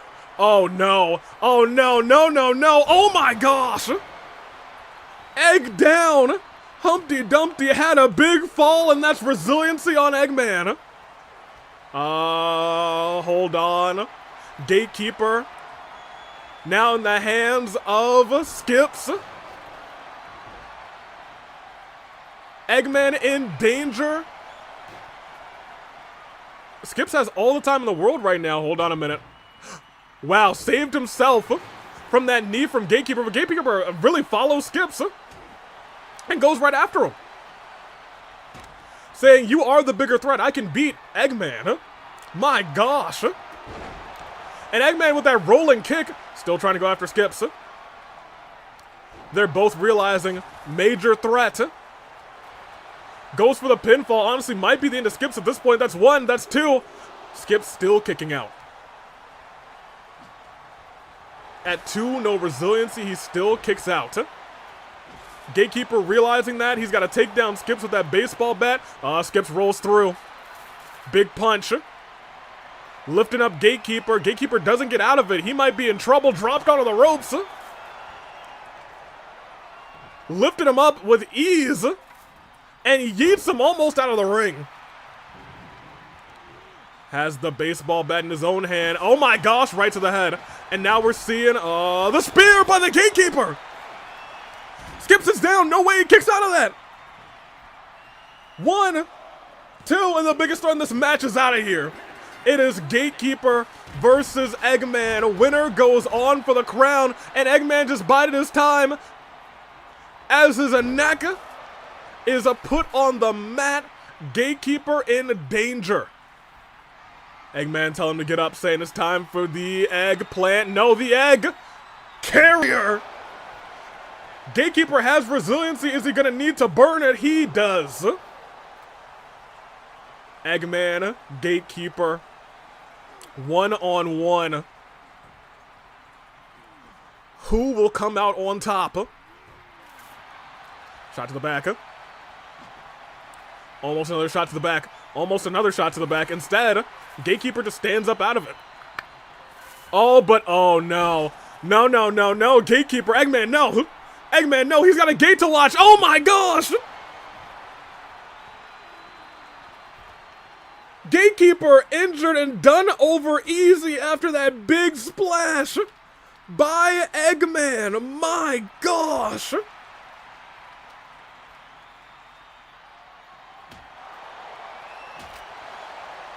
Eggman then shatters a kendo stick over the legs of the Gatekeeper, and Eggplant connects on the outside too. Eggman is hitting his greatest hits, making sure Gatekeeper stays down as the Eggplant on the side. Egg Carrier connects. What is he gonna do? Eggman doesn't look like he's concerned about winning this match. He just wants to wreck the Gatekeeper. Eggman, if you roll him into the ring, it could be over, my guy. Hold on. Gatekeeper somehow fighting back. Somehow able to do this, tosses Eggman to the side. Goes back into the ring. Picks up that weapon. Eggman walking around the ring saying, nope, I don't want any part of that. And gets a weapon of his, no, don't, Eggman. Eggman, you did it once. Gatekeeper missing wildly with that. And Gatekeeper saying, no, that's not gonna happen. But reversal by Eggman. And Eggman realized, Gatekeeper realizing Eggman, alright. Still major threat. But Gatekeeper doesn't want to leave the ring. Has another trash can, big chop. If Gatekeeper wins, he's going to this with, into the semis rather with a big disadvantage. You're right. Injured body. He is in dire straits. And the big question is, who is he going up against? Whoever it is, I'll be real. I'm not sure if he's going to be able to do it. That being said, Gatekeeper trying to roll in. Tosses that back in. And Eggman goes right back out saying, no, no. Oh my gosh, shot to the back. Gatekeeper was fast enough to get to Eggman while his back was turned. You don't turn your back on the Gatekeeper, apparently. After everything he's been through, after getting flattened, scrambled, and destroyed by that ladder bridge, oh, he tried it his signature, and he may be paying for it. Lifting him up. And I think Eggman's looking to finish this thing off. Gets the sledgehammer in his hands. Gatekeeper gets hit in the face with it, and he may be knocked out after that blow. Ladies and gentlemen, Eggman could be a king. I have something to report. Here is your winner, Eggman might be him again.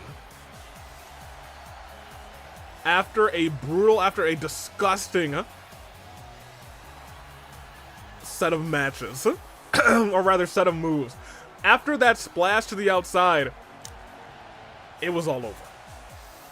It was curtains. Eggman, I'll tell you what, one advantage that he has of being, you know, not the best guy, is that he has no remorse after nearly destroying Gatekeeper and ruining his career. That being said, we got 3 more matches tonight, 2 more Royal Crowns, and of course Yukiko will be in action. And this is one of the matches that everyone has been waiting for. We're back in Royal Crown action again, back to back to back. Nice. It is Royal Crown. It's March. It's Camilla. And it's Susan. And I'll give it to Twitch. It was Eggman. Eggman is kind of that guy. Let's be real. Royal Crown Tourney continues. It is March. It is Camilla. And it is Suzanne. Good enough. All right, there we go. Everybody on the that and there, and we're great. I need one. Oh yeah, let me see. We got 4 out of 5s. We got 1 out of 5s. We got 3 out of 5s. I think I saw a 0 out of 6 or something. We're cooking tonight. The real question is who cooks right now, and who goes on to the Royal Crown Tournament. In the Royal Crown Tournament, rather, as the stars go. Black, huh? We've seen a resurgence tonight, huh?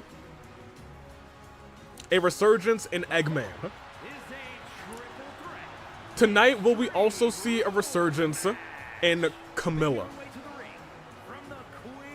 Camilla ran the women's division for a long, long time. After one injury, she was never quite the same again. Instead of being a dominant force, she started to put people over. I've talked to Camilla and she wants to turn that around. She said it's about to be her time. It's about to be her division again. She's about to be the crown queen of the AWE. Standing in her way, Susie, March. We'll see how it plays out. Camilla, you know what? It's never gotten us demonetized, so go and do your thing, girl. Cheers to you. Surprised, to be honest. Look at her. That's crazy. Absolutely crazy. Tomorrow's the Royal Rumble. Get excited for that. Not our Royal Rumble, the actual Royal Rumble. We might like it. Do a not a side-by-side. We might like it. Hang out for it. Who knows? Or I might be, you know, just vibing. March 7th. Let's talk about March. Won the Rumble. Won at AV Mania. Beat Hina, but lost it to Queen. We could see a March Queen rematch to see Queen versus Queen March. Could she get her title back? We will see. Oh my gosh. Y'all, I spot a bot. Let me get this real quick. Everybody, boys and girls, children of all ages, I think that it's time that we whoop that bot, whoop that bot, whoop that bot, whoop that bot. Dun, dun, dun, dun. And then here comes Susie. My gosh, I need to start making the reason as to whoop that bot. I made it yeet this time.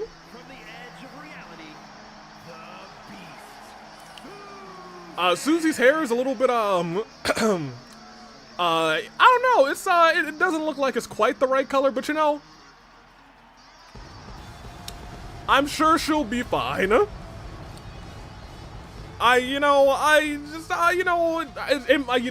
camera, the saturation's a little bit bad today.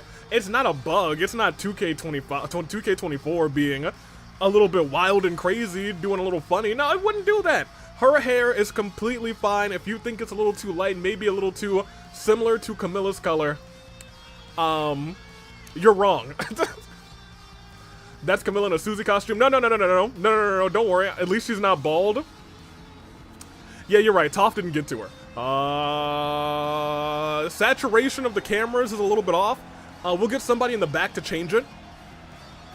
It happens sometimes, from time to time. Sometimes it makes people look a little more blonder, more blonde than they are. You know, it's fine. It's fine. It happens, and we will fix it. We got someone working on it right now. Our technical team, likely Futaba and Chihiro. I'm proud of them both. They'll get this sorted out and fixed in a little bit. 2K24 is trying to give us one more glitch before we move on. I don't know what you're talking about. This is just a poor saturation of the camera. What do you mean? I think they got it fixed. That looks fine, yeah. She looks fine too. I think yep, saturation fixed, you guys. That's why we hire one of the best technical teams in the world. Susie walking to this thing injured, and Camilla immediately thinking, hey, let's take advantage of that. Kick to the midsection, a kick to the face, and a double super kick. It looked like a super kick and Zaguri, and a spear by Camilla. Camilla's starting this thing hot. But look at Susie sending Camilla right back down. My gosh. Ooh, March right there as well. Hold on. Everybody cooking. Colorblind people saw nothing wrong there. It depends on the colorblindness. Shots to the gut.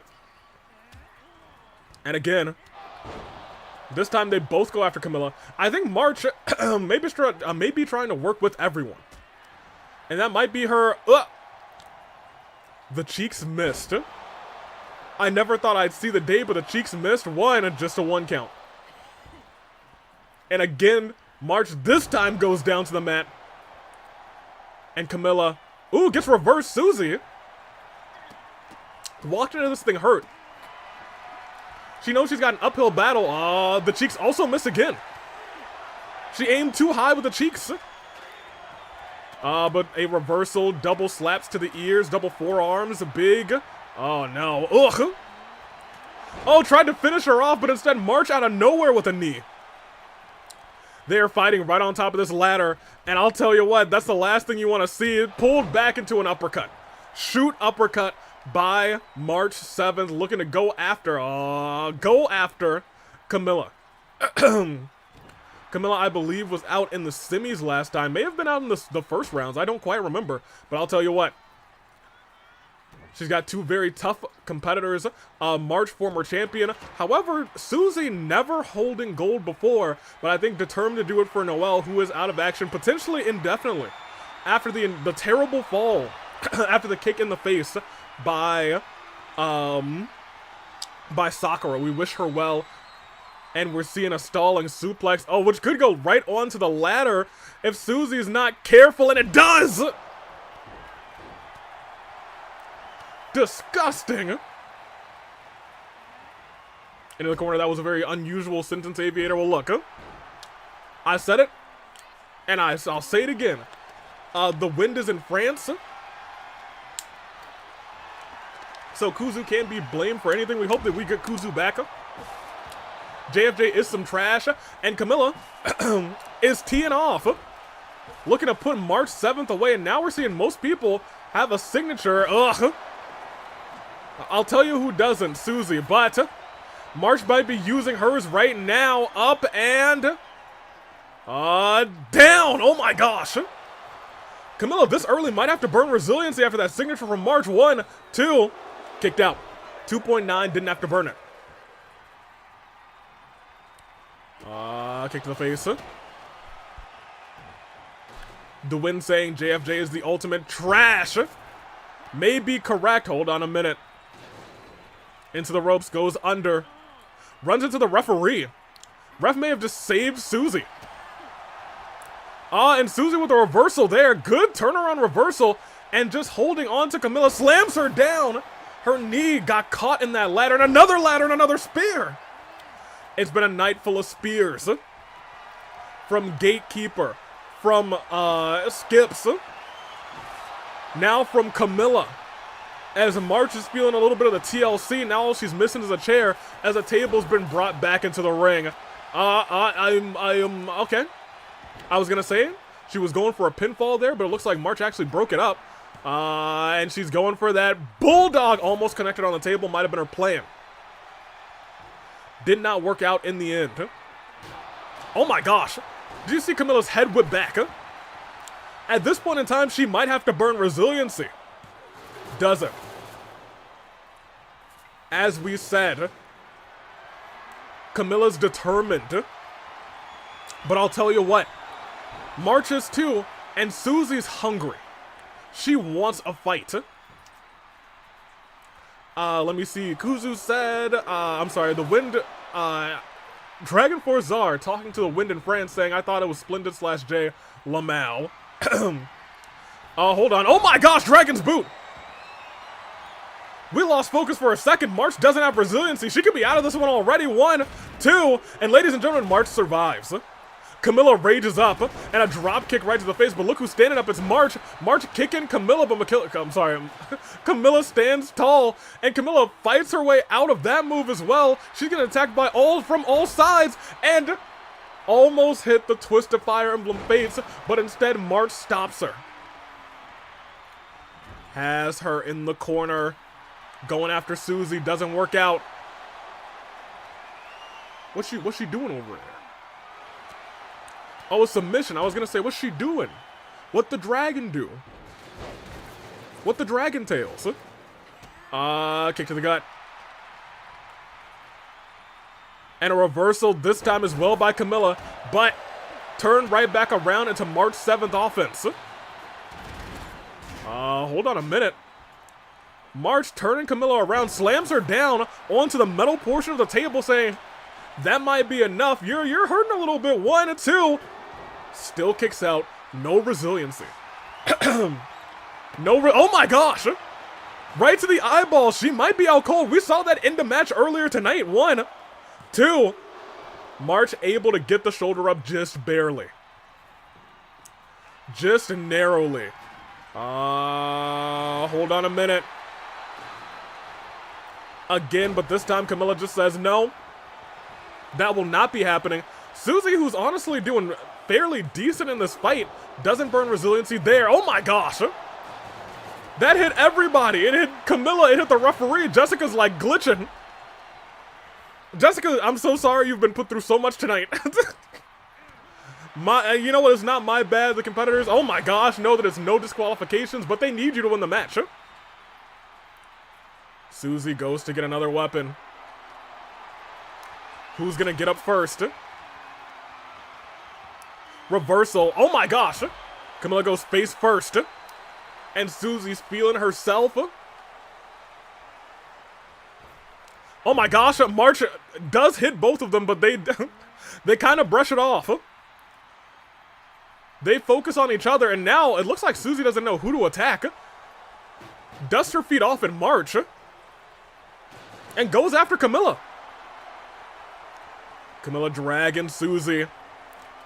Tosses her in the ring. March ready for her. Stands her up. Puts her in the corner. But takes her eyes off of Camilla, who now has March up and on the ropes. And focuses back in. Oh my gosh, I was going to say you shouldn't take your eyes off of March either, because March may be looking to put you through a ladder. But Susie right there, and we might be looking at a dragon's boot. Oh no, doesn't connect. Just a regular boot, but might be enough to burn resiliency on March.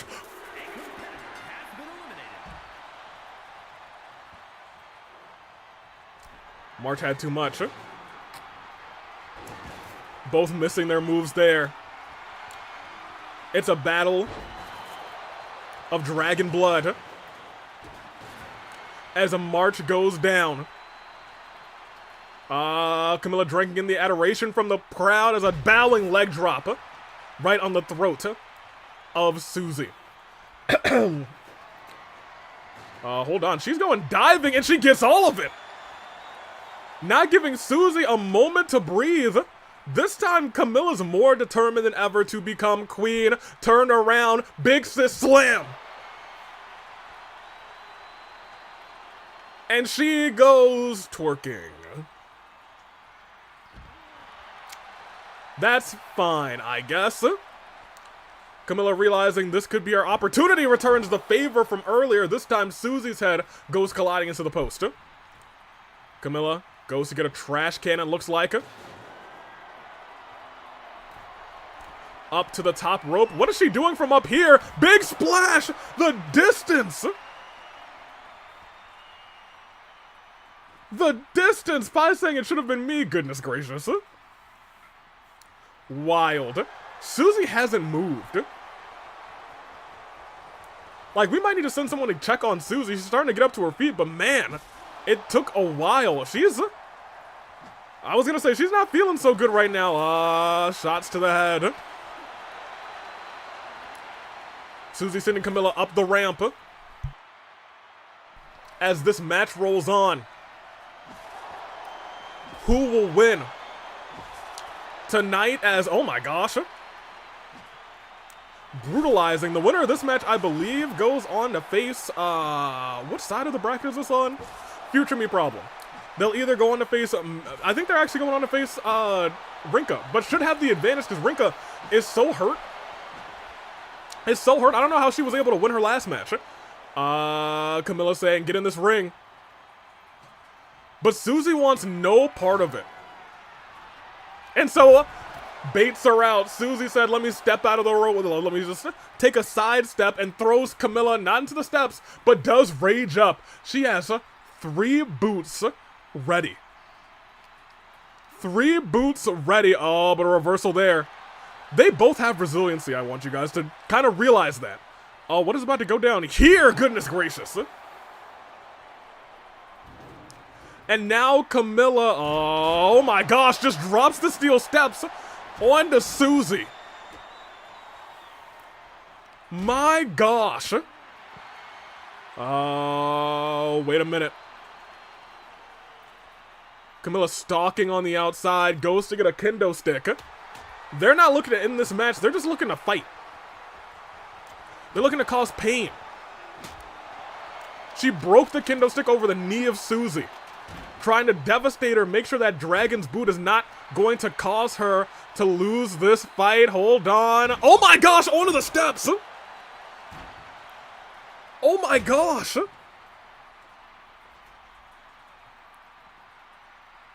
And what is she doing here? Lifted her up into the, oh my gosh, lifted her into the big sis slam.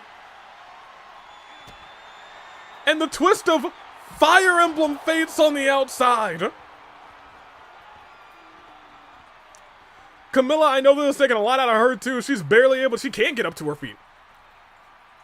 She's finally up to her feet again, and she's got to know she can't win this on the outside. Oh my gosh. And again, I was gonna say Susie goes directly back into the, now she's going into the ring.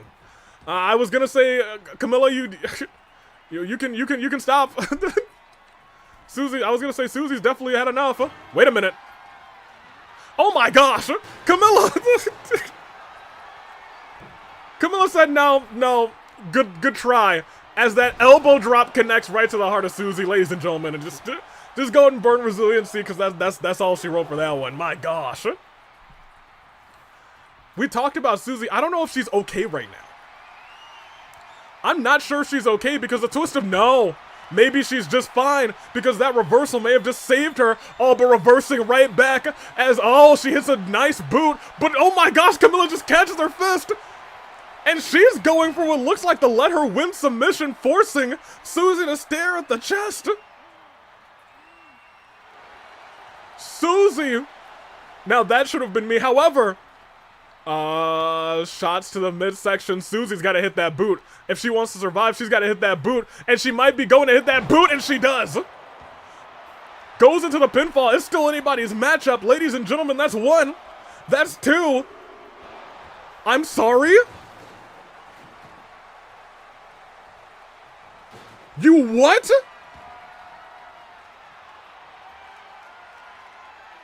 Susie steps out of the ring and realizes, okay, this is a monster. How? How? She got 100% of that boot.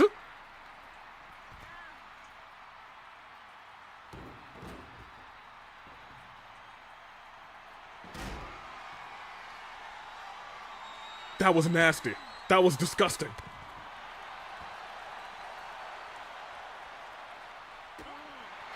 Camilla apparently means business tonight. Susie turns her around. Hold on, we've seen her do this before. Slams her down, finisher connects on the outside.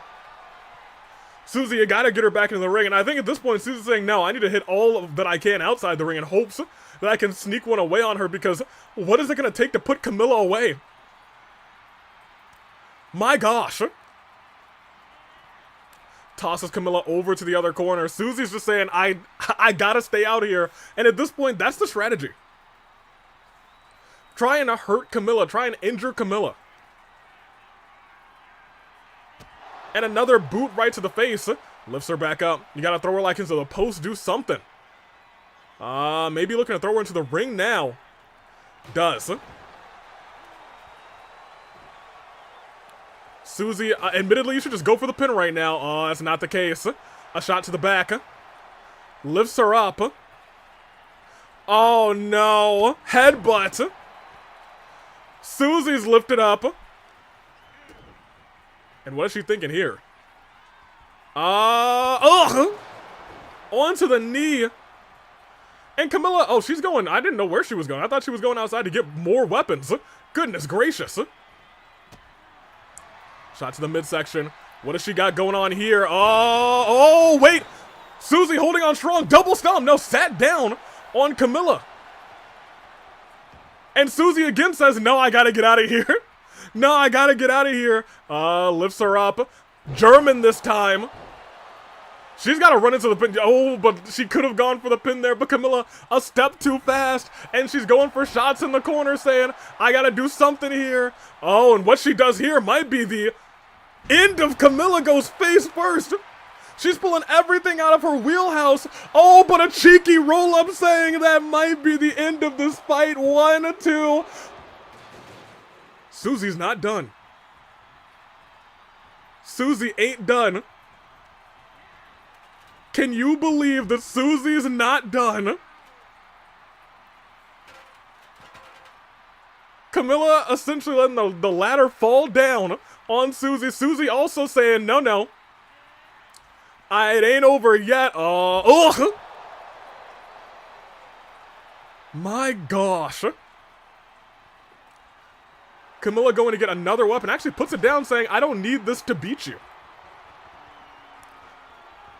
And here's the thing, if Susie somehow wins this thing, it is another grand case of, oh no. Oh no, oh no. Susie goes jumping and puts Camilla through the ladder. Over the top rope jumps. Knew that she couldn't waste any time, my gosh.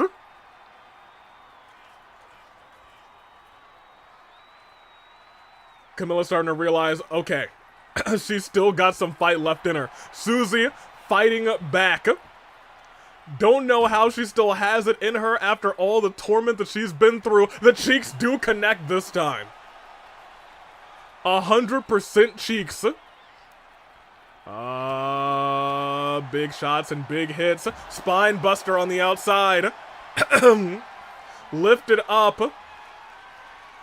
And, oh, hold on. Reversal on the outside. Flips her over and a knee right to the jaw. Camilla just kind of fell over. She floundered. But she's still not down. Tried it the cheeks onto the barricade. Didn't work out in her favor. And I think Camilla, realizing it might be time to try and end this thing, drives her into the ring. Oh no, she doesn't just want to end this thing. She wants to just end Susie.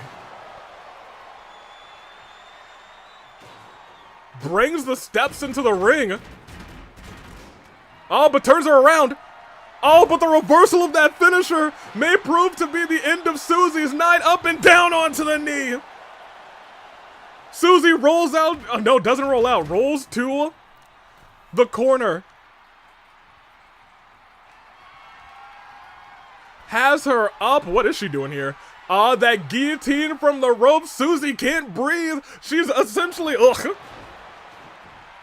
getting hung right there. I think that might be the end. Nearly broke the neck of Susie for 1, for 2. And ladies and gentlemen, Camilla, without burden resiliency, moves on.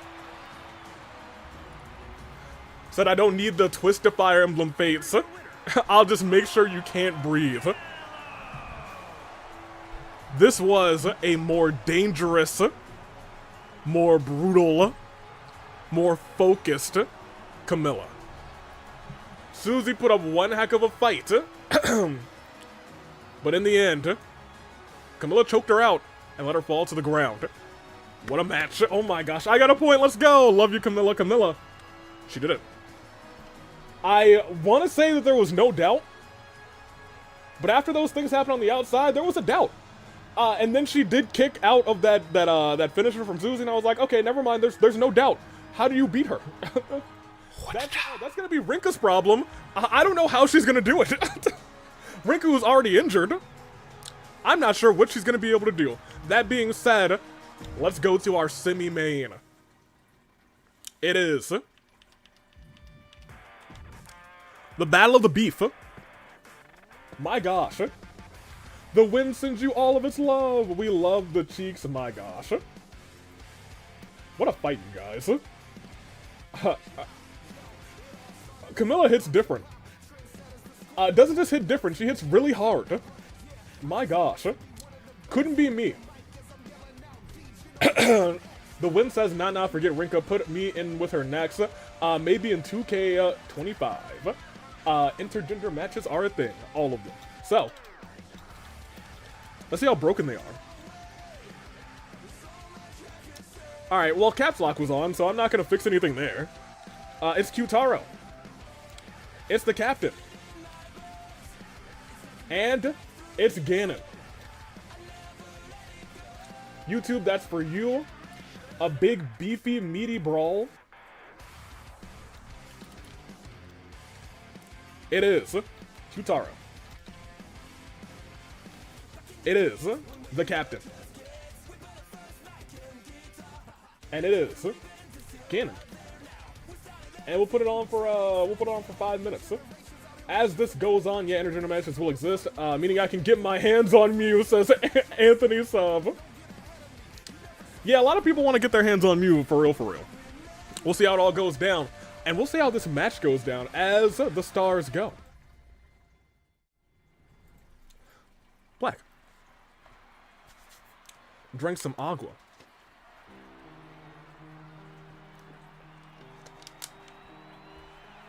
The following contest is a triple threat extreme rules match. A man who looks to take the throne. From Moscow, Russia, weighing in at 195 pounds, the captain.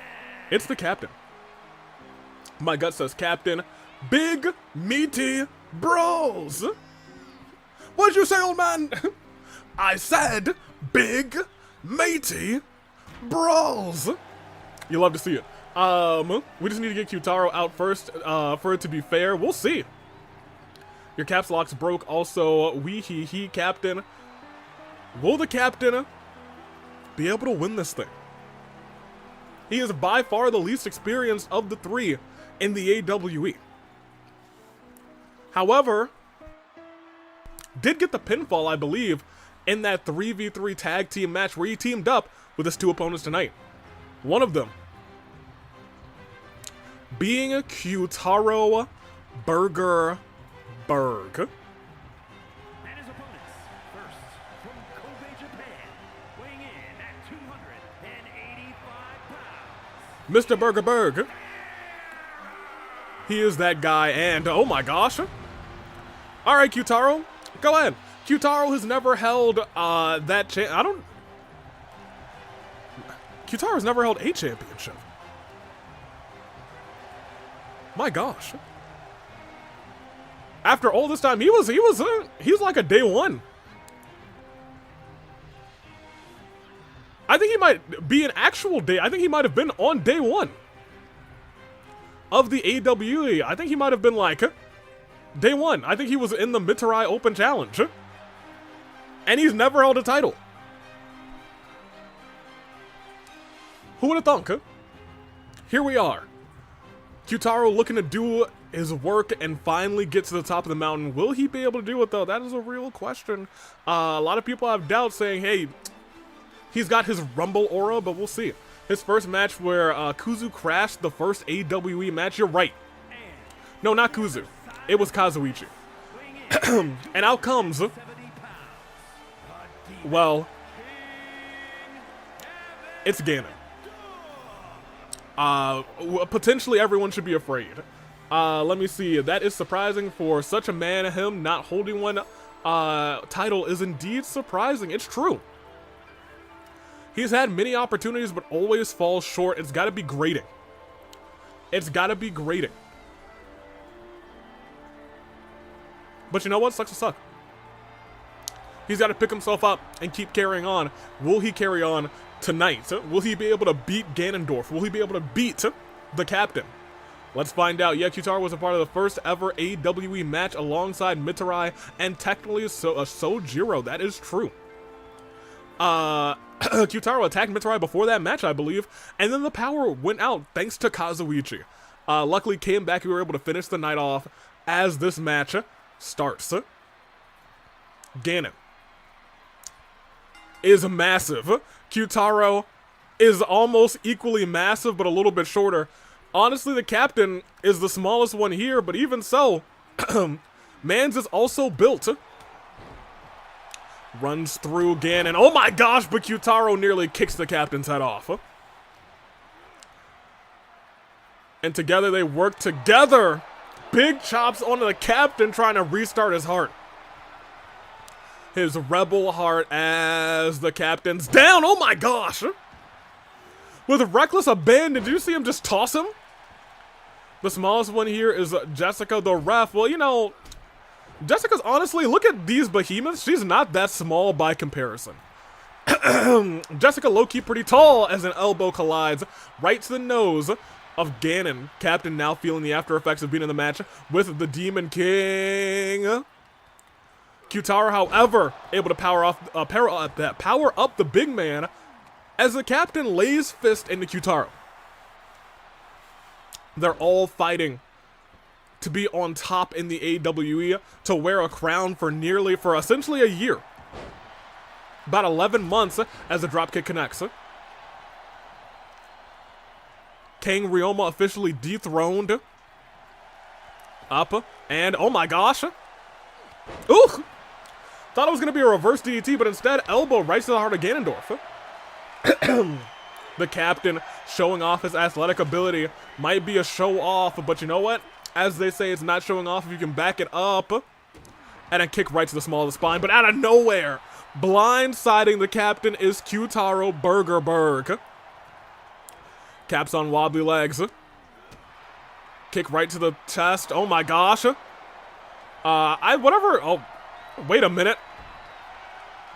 Looked like he was going for what looked like a 619, but Ganon able to stop it. Ganon carrying the captain back first into the turnbuckle, then tosses him to the center of the ring. And for the umpteenth time tonight, that ladder bridge is in play. Captain in the corner. Big chop. Has the captain won a match yet? He has indeed won a match. 3-on-3 match, and he's the one who got the pin. Hold on. Lifted up, shot right to the jaw. Ganon slowly but surely tearing the captain apart. The man who can't really die based on the rules of his world. But he's getting torn apart by these behemoths. And look at Q-taro staying completely fresh, but that might change. Because now Ganon is targeting him. And I'll be real, if Ganon targets you, you're gonna pay. You're gonna pay, and Q-taro is about to pay right now, getting dragged to the corner by Ganondorf. Ganondorf, who rages up. The last thing Q-taro wanted to see, I don't even think he's aware. But he's about to be made aware if that move... Ugh! Did you see that? How hard he threw Q-taro's back into the corner? Q-taro ricocheted off. Hold on, into the corner as well. Ooh, running knee strike.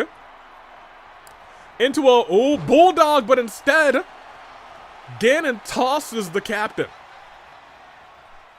Into the corner. Q-taro, I think, quickly realizing Ganon is the problem. The captain getting decimated. Off the ropes. Oh, hold on. Able to take down Ganon with a kick on his way down to take down Q-taro.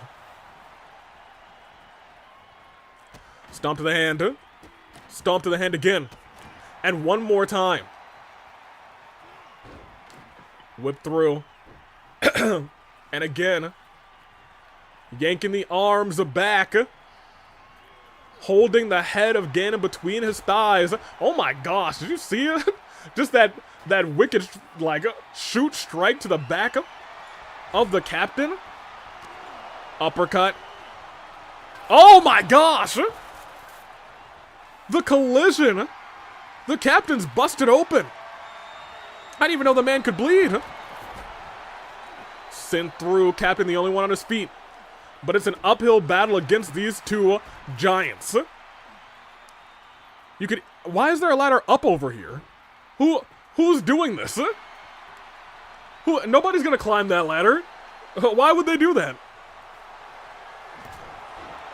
Captain with a sledgehammer.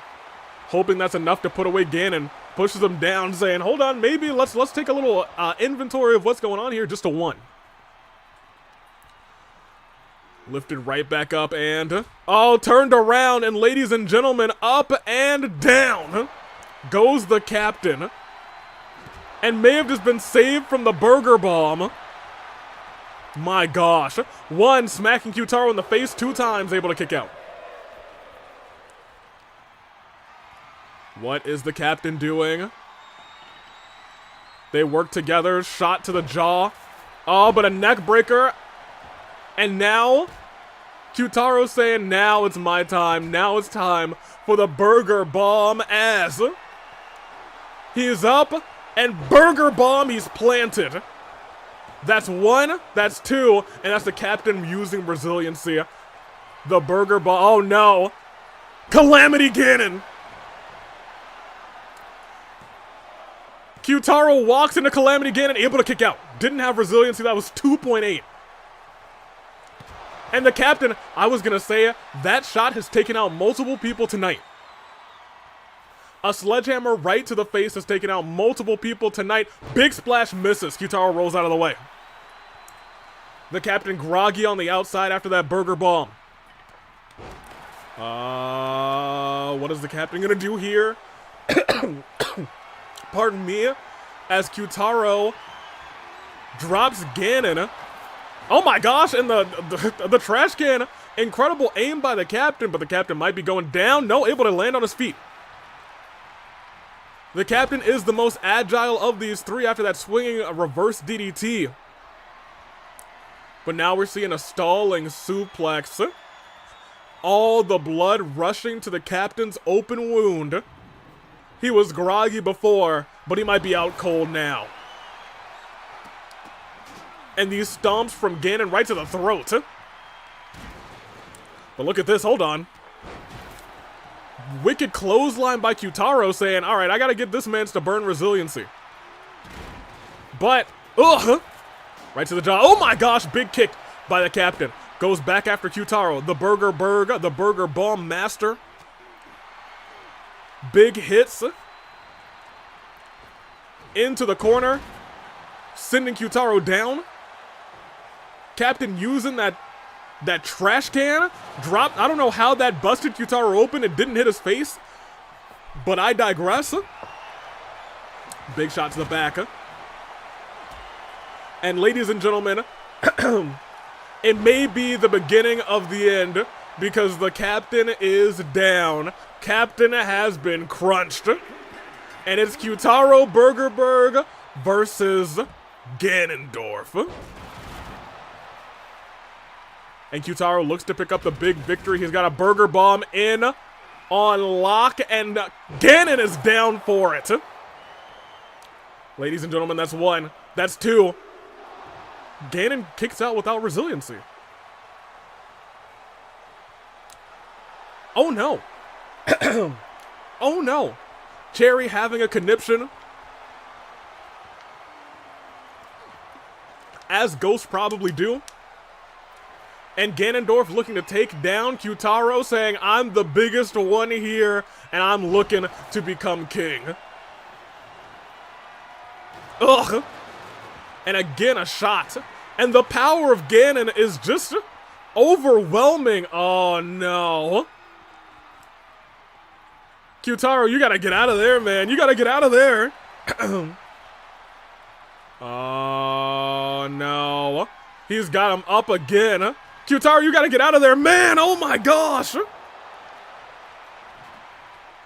1, 2. Q-taro kicks out, had resiliency, but I'm gonna tell you what, ladies and gentlemen, we may be looking at Calamity. No. Q-taro very narrowly avoids Calamity Ganon.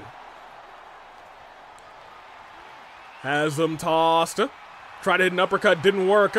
Lifts Q-taro up.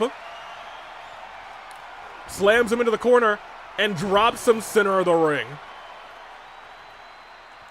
Goes back outside of the ring. Q-taro staring at the lights above him.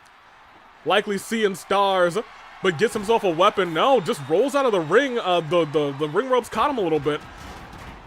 Ugh, and now the kendo stick is catching him. What is... I'm not sure what that says. I'll be real. Q-taro fighting back with everything that he's got. He does have a Burger Bomb, and more importantly, look at that, he's got move theft. If he hits Calamity Ganon himself, he might be able to win this thing. After a Burger Bomb right afterwards, oh, but I'll tell you what. You don't want to see Ganon get it first because, oh my gosh, that scoop slam. The impact after that scoop slam and that big splash again. Rattling the bones in the chest of Q-taro Burgerberg. And a big splash in the corner, elbow to the jaw, and sends Q-taro down. And ugh! Ganon may have miscalculated there for a second. Lifting up Q-taro again, we saw this earlier. The power game, he's still just showing off. The man's is indeed a show-off. Q-taro, I think, tried to use move theft. Didn't work out in his advantage as, ugh! Lifted up. And we might be seeing... no! Q-taro reverses Calamity Ganon again! He reversed Calamity Ganon, and Burger Bomb connects! Hold on a minute, that's one! That's two! Q-taro does it!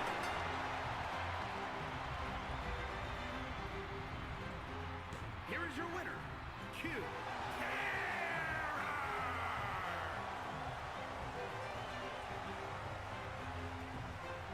Q-taro avoids Calamity... Hey, don't do that. Especially with the blood on your face, that's crazy. Q-taro avoids Calamity Ganon. He looks insane right now. But I'll tell you what, my gosh. The Burger King is one step closer, please. Please win so we can call you the Burger King. Please. Please, please, please. My gosh, alright. Our night goes on as we enter our main event. I told you we need to get him out. Let's go, 5 out of 7. Not bad. Not bad as we move to our main event. Are you ready? Burger King? Okay, I'm not mad anymore. In fact, Q-taro, please win.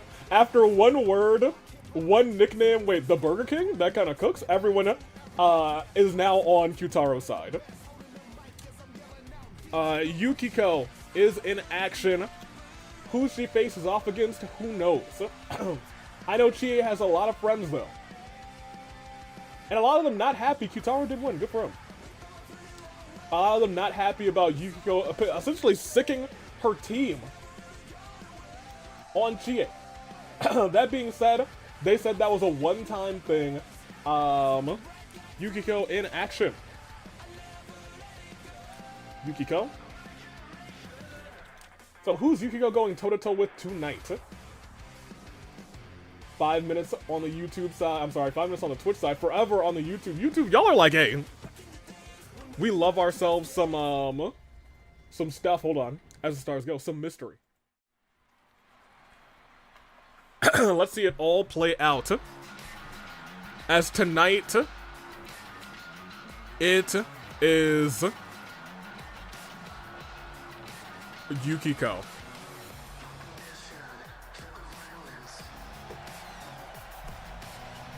Now, there's a friend of Chie. What if they also turn on Chie for randomly calling them when it's convenient for...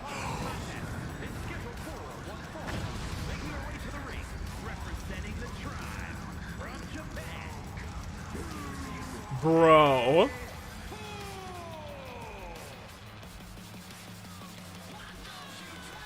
Yukiko.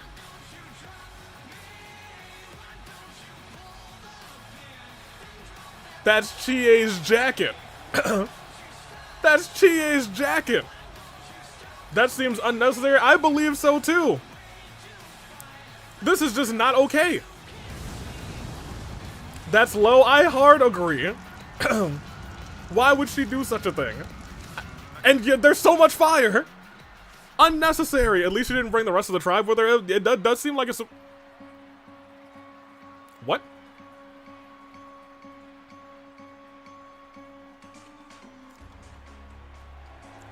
Huh? Hina, you were just out. Hina, you were out earlier tonight. Why?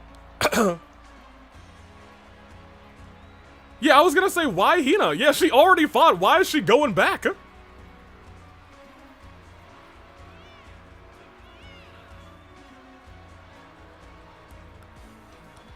They do have some history. I think. Hina and Chie were I think they maybe have a mutual respect.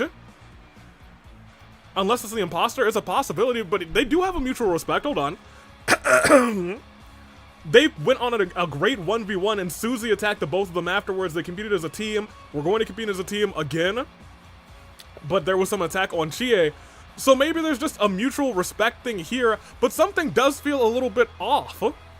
You know, low-key thought it'd be Marin because Marin was the one pinning her when Yukiko got possessed. That is fair. Is Hina gonna show Yukiko the light? I don't know.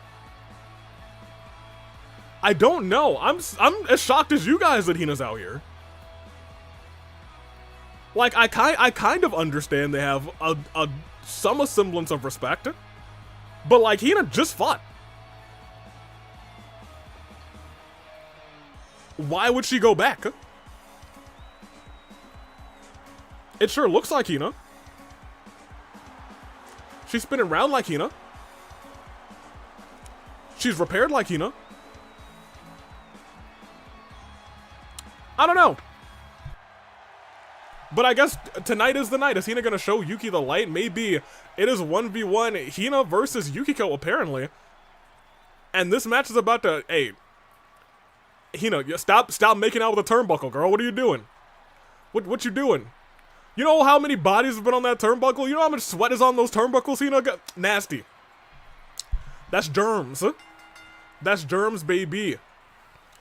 Yukiko going quite quickly after Hina. Hina, who seems to be healed up from earlier tonight. But you know what? Hina didn't burn resiliency earlier tonight. She might be essentially close to 100%. Yukiko misses with that move, but it's enough to knock Hina down.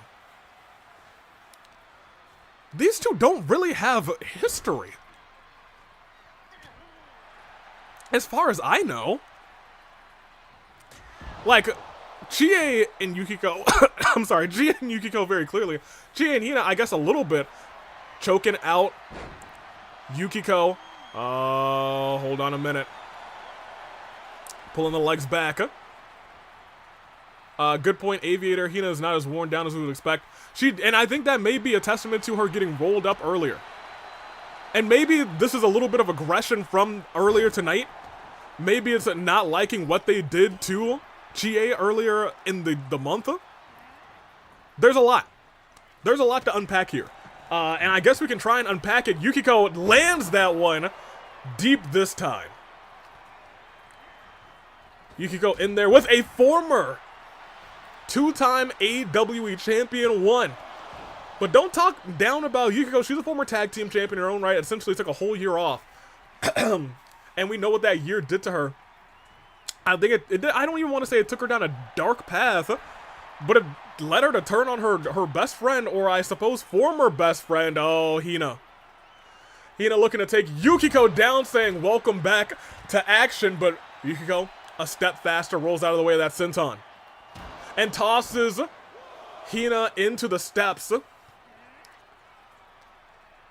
And again, going after Hina. Big knees. And while Hina may look 100% fresh, you gotta imagine she's gotta be feeling some of the effects of that match earlier tonight. No, Chie turned on her. Chie, she was just, she lost focus, I guess, or maybe was too focused on her career to care about her friends. And Yukiko took that personally. And I don't blame her for that. I do not blame her for that, admittedly. What is going on here? Oh, turned her around.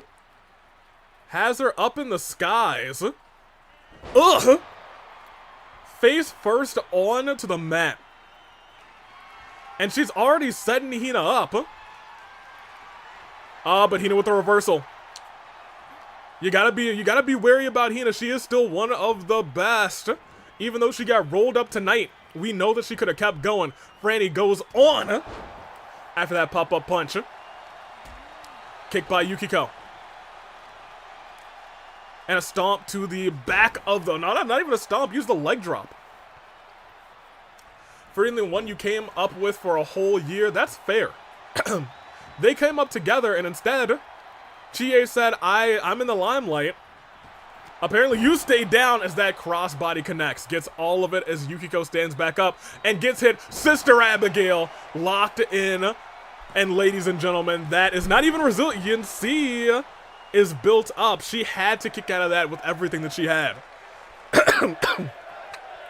Keep this in mind. Yukiko has not really fought in a whole year. Wait, are we about to see Hina get rolled up again for the second time tonight? 1, 2. Did Hina burn resiliency?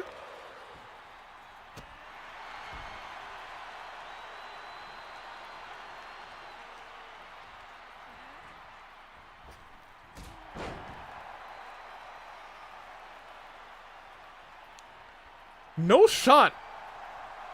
Hina just burned resiliency. Reversal by Yukiko. Alright, well, Hina's weakness is very clearly roll-ups. Hina, we found her weakness. She can't do anything against a roll-up. And Yukiko cannot land that DDT. Looking like Iroh out here.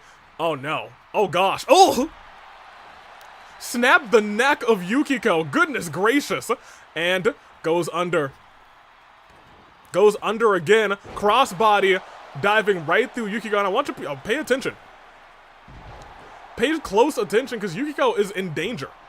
Yukiko in a lot of trouble here. Kick right to the midsection. And they're trading blows. Hina would hate to fight Rin Sinclair then. Fair enough. The queen of roll-ups. Hina's weakness is fruit roll-ups / J. Yeah. Roll-ups. Hina can't get out of them apparently. Fires back saying, alright, this is fine. I'll take it to you. Yeah, look at that. Now she's fighting back. Able to catch blow after blow from Yukiko, but Yukiko now catching blows from Hina, but look at that chop right to the throat. And this late in the match, Yukiko might have to burn resiliency too. No. No, she didn't. Hina, senton again.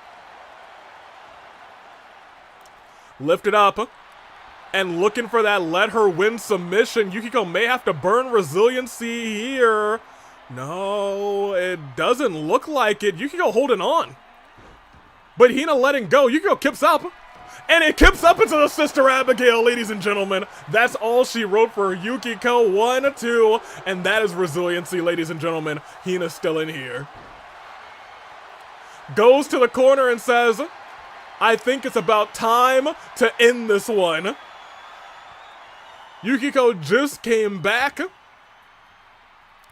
And she's about to meet up with a kiss to the forehead with Sister Abigail. Crawls into the pinfall. Ladies and gentlemen, that's 1, that's 2, and that is all she wrote. Ladies and... Oh no!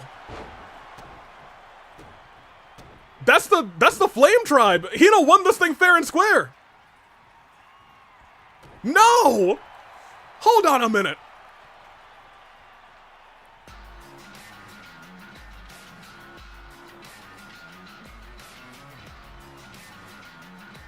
Hina won that thing fair and square.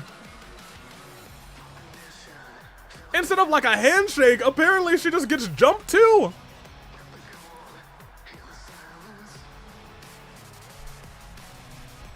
Disgraceful. Oh, she got jumped. She did get jumped. Oh, come on. I agree. This should have been Hina's redemption from earlier, and she got her W. And instead, they came out to jump Hina. Was this all a plot? I don't know, but apparently a target's on her back as well. My gosh, Yukiko lost her first match back. Agreed. She did. She did indeed. I thought you said there was going to be a one-time. I thought it was going to be a one-time. I didn't think it was going to be a one-time partnership.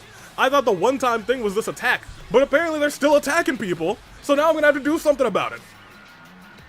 Now I'm going to have to do something about it. Jeez Louise. Get me out of here. Look at them. Burnus and Hutao said, well, yes, but actually no. That is the truth. Hina redeemed herself, although we do now know her weakness. We do know her weakness now. 100%. We got Hina with the victory, but she got beat down afterwards.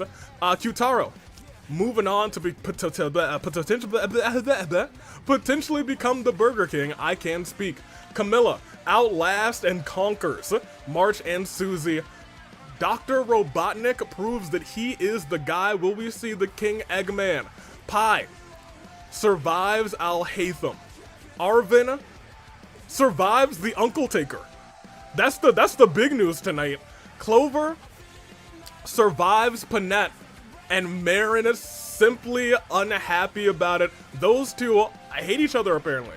A lot of hate. And lastly, Von Karma is here. And Von Karma will go one-on-one with Marin in the semis next week at Inferno.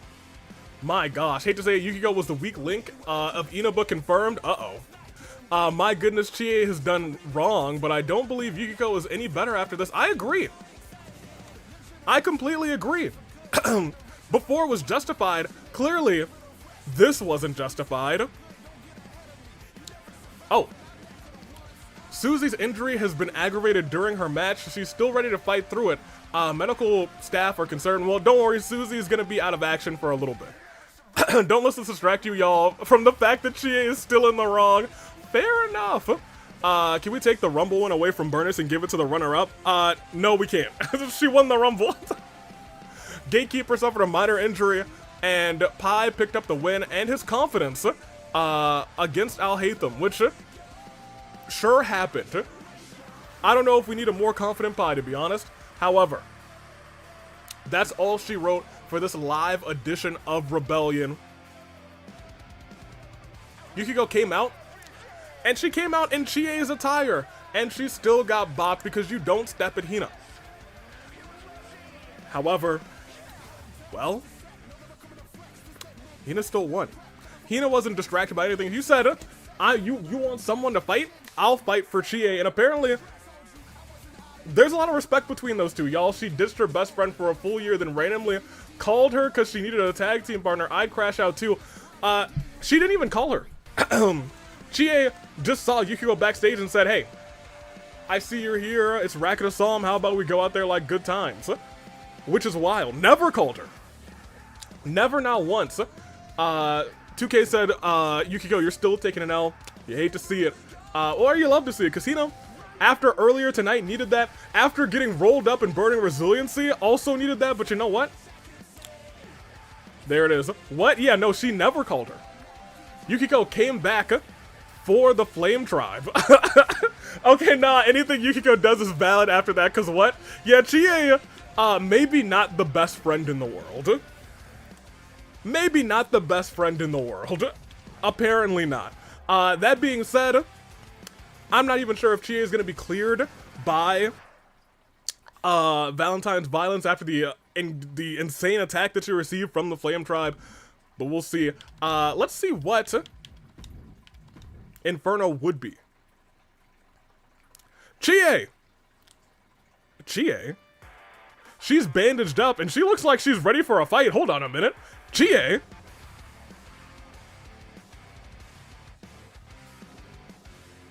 Maybe I'm gonna have to talk to Chie. Maybe she is ready. Oh my gosh. Toph with... Toph, you're not... You're definitely not a Flame Tribe. I don't know what you're doing. Okay, Toph. And apparently, Kizzy and Neo, I'm unsure what's going on. Sarah and Franziska von Karma, not a bad match, to be real. Alhaitham versus Ito.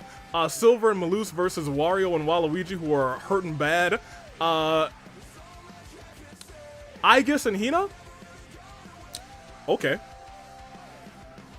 Fair enough. She's gonna kill Yukiko for reals, apparently. Yeah, I was gonna say, Chie, she looks prepared for war. She's got chains on her. Okay, I'm gonna have to talk to Chie. Cassius versus Skips versus Kave. Okay. I mean, it would be a fun match, I'm sure. That's a nice combination of styles. And the main event would be, oh boy.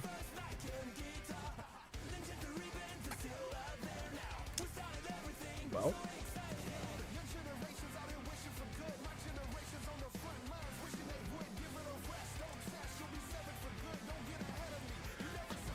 Apparently the game wants it too.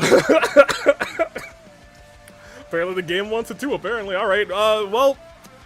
whoops, Chie, you aren't allowed to end this until 2K25 so we can get Flame Tribe rules. Apparently not. The game knows Iroh and Sakura are about to be official. We actually, it doesn't look like anybody got healed. Still a lot of injuries. A whole lot of injuries. No news yet. Good enough. Let me see roster. Panette on top, even after losing to Clover. Pimp Kazuichi, Queen, Rinka, Shin, Glamrock Freddy, Wario, Fulgent, Hu Tao, Chie is ready for war for real. Holy heck. She's bandaged up. Apparently she's got something to stabilize her ribs, because I know she had a slipped rib. Oh my gosh. I'm gonna have to talk to Chie. Rebellion sees, apparently Marin, Skips, Yuri, Cassius, Kaito, Pops, Ashi is not Fight Forever champion anymore, Deity Miku, Alhaitham, and this Onyx. And Burnus, go! Very nice. My... Chie, we're gonna have to talk. I'm gonna have to talk. That's fine, stars go. Black. I'll talk to Chie and I'll report back at Inferno. Or maybe sooner, because if Chie is ready for a battle, then who am I to stop her?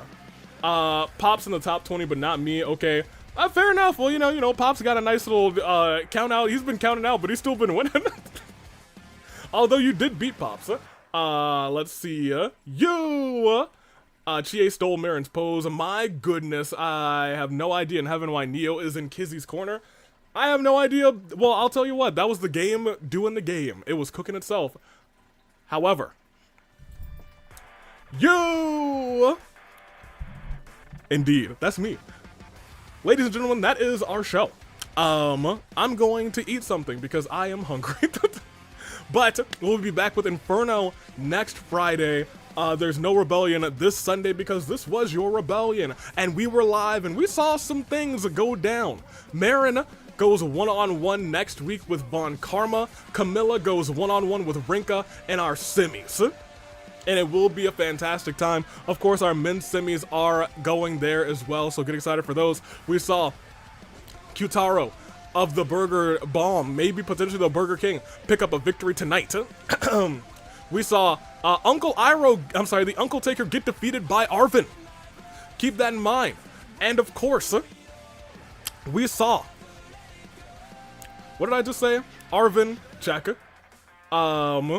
Q-taro, check. Oh right, we had the Gatekeeper match. Gatekeeper lost. But I'll tell you what, it is going to be a fantastic time. Thanks for the stream. Thank you for coming out. Night night AV. I'm not going to bed. I'm going to get a sandwich or something. Is Iroh gonna only do casket matches now? You better believe he's gonna have a casket match. We're gonna bring Akechi back from the dead to have a casket match with him. Oh man, Uncle Taker, you love to see it. That is all she wrote. I'm taking off. You guys are gonna go and do something, probably. I'm gonna end this real quick though. Perfect. That was the show. Very nice.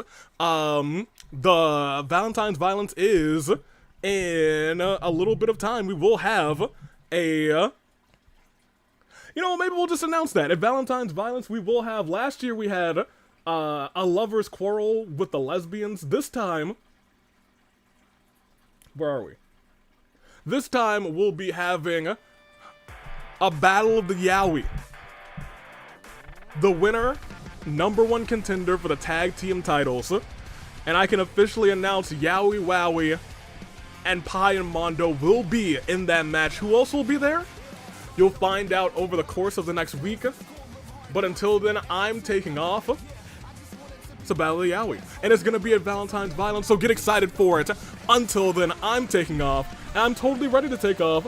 Toodaloo Flight Crew, thank you so much for watching. Get me out of here, right now. Because I'm totally ready. I'm not ready. I wasn't ready. I can lie to you and tell you that I'm ready, though, and I will continue to do that. I gotta talk to Chie. See you next week, Aviator. Fare thee well. Toodaloo to all. Once again, thank you for watching. Watch, cha-cha, you know what? The star's out.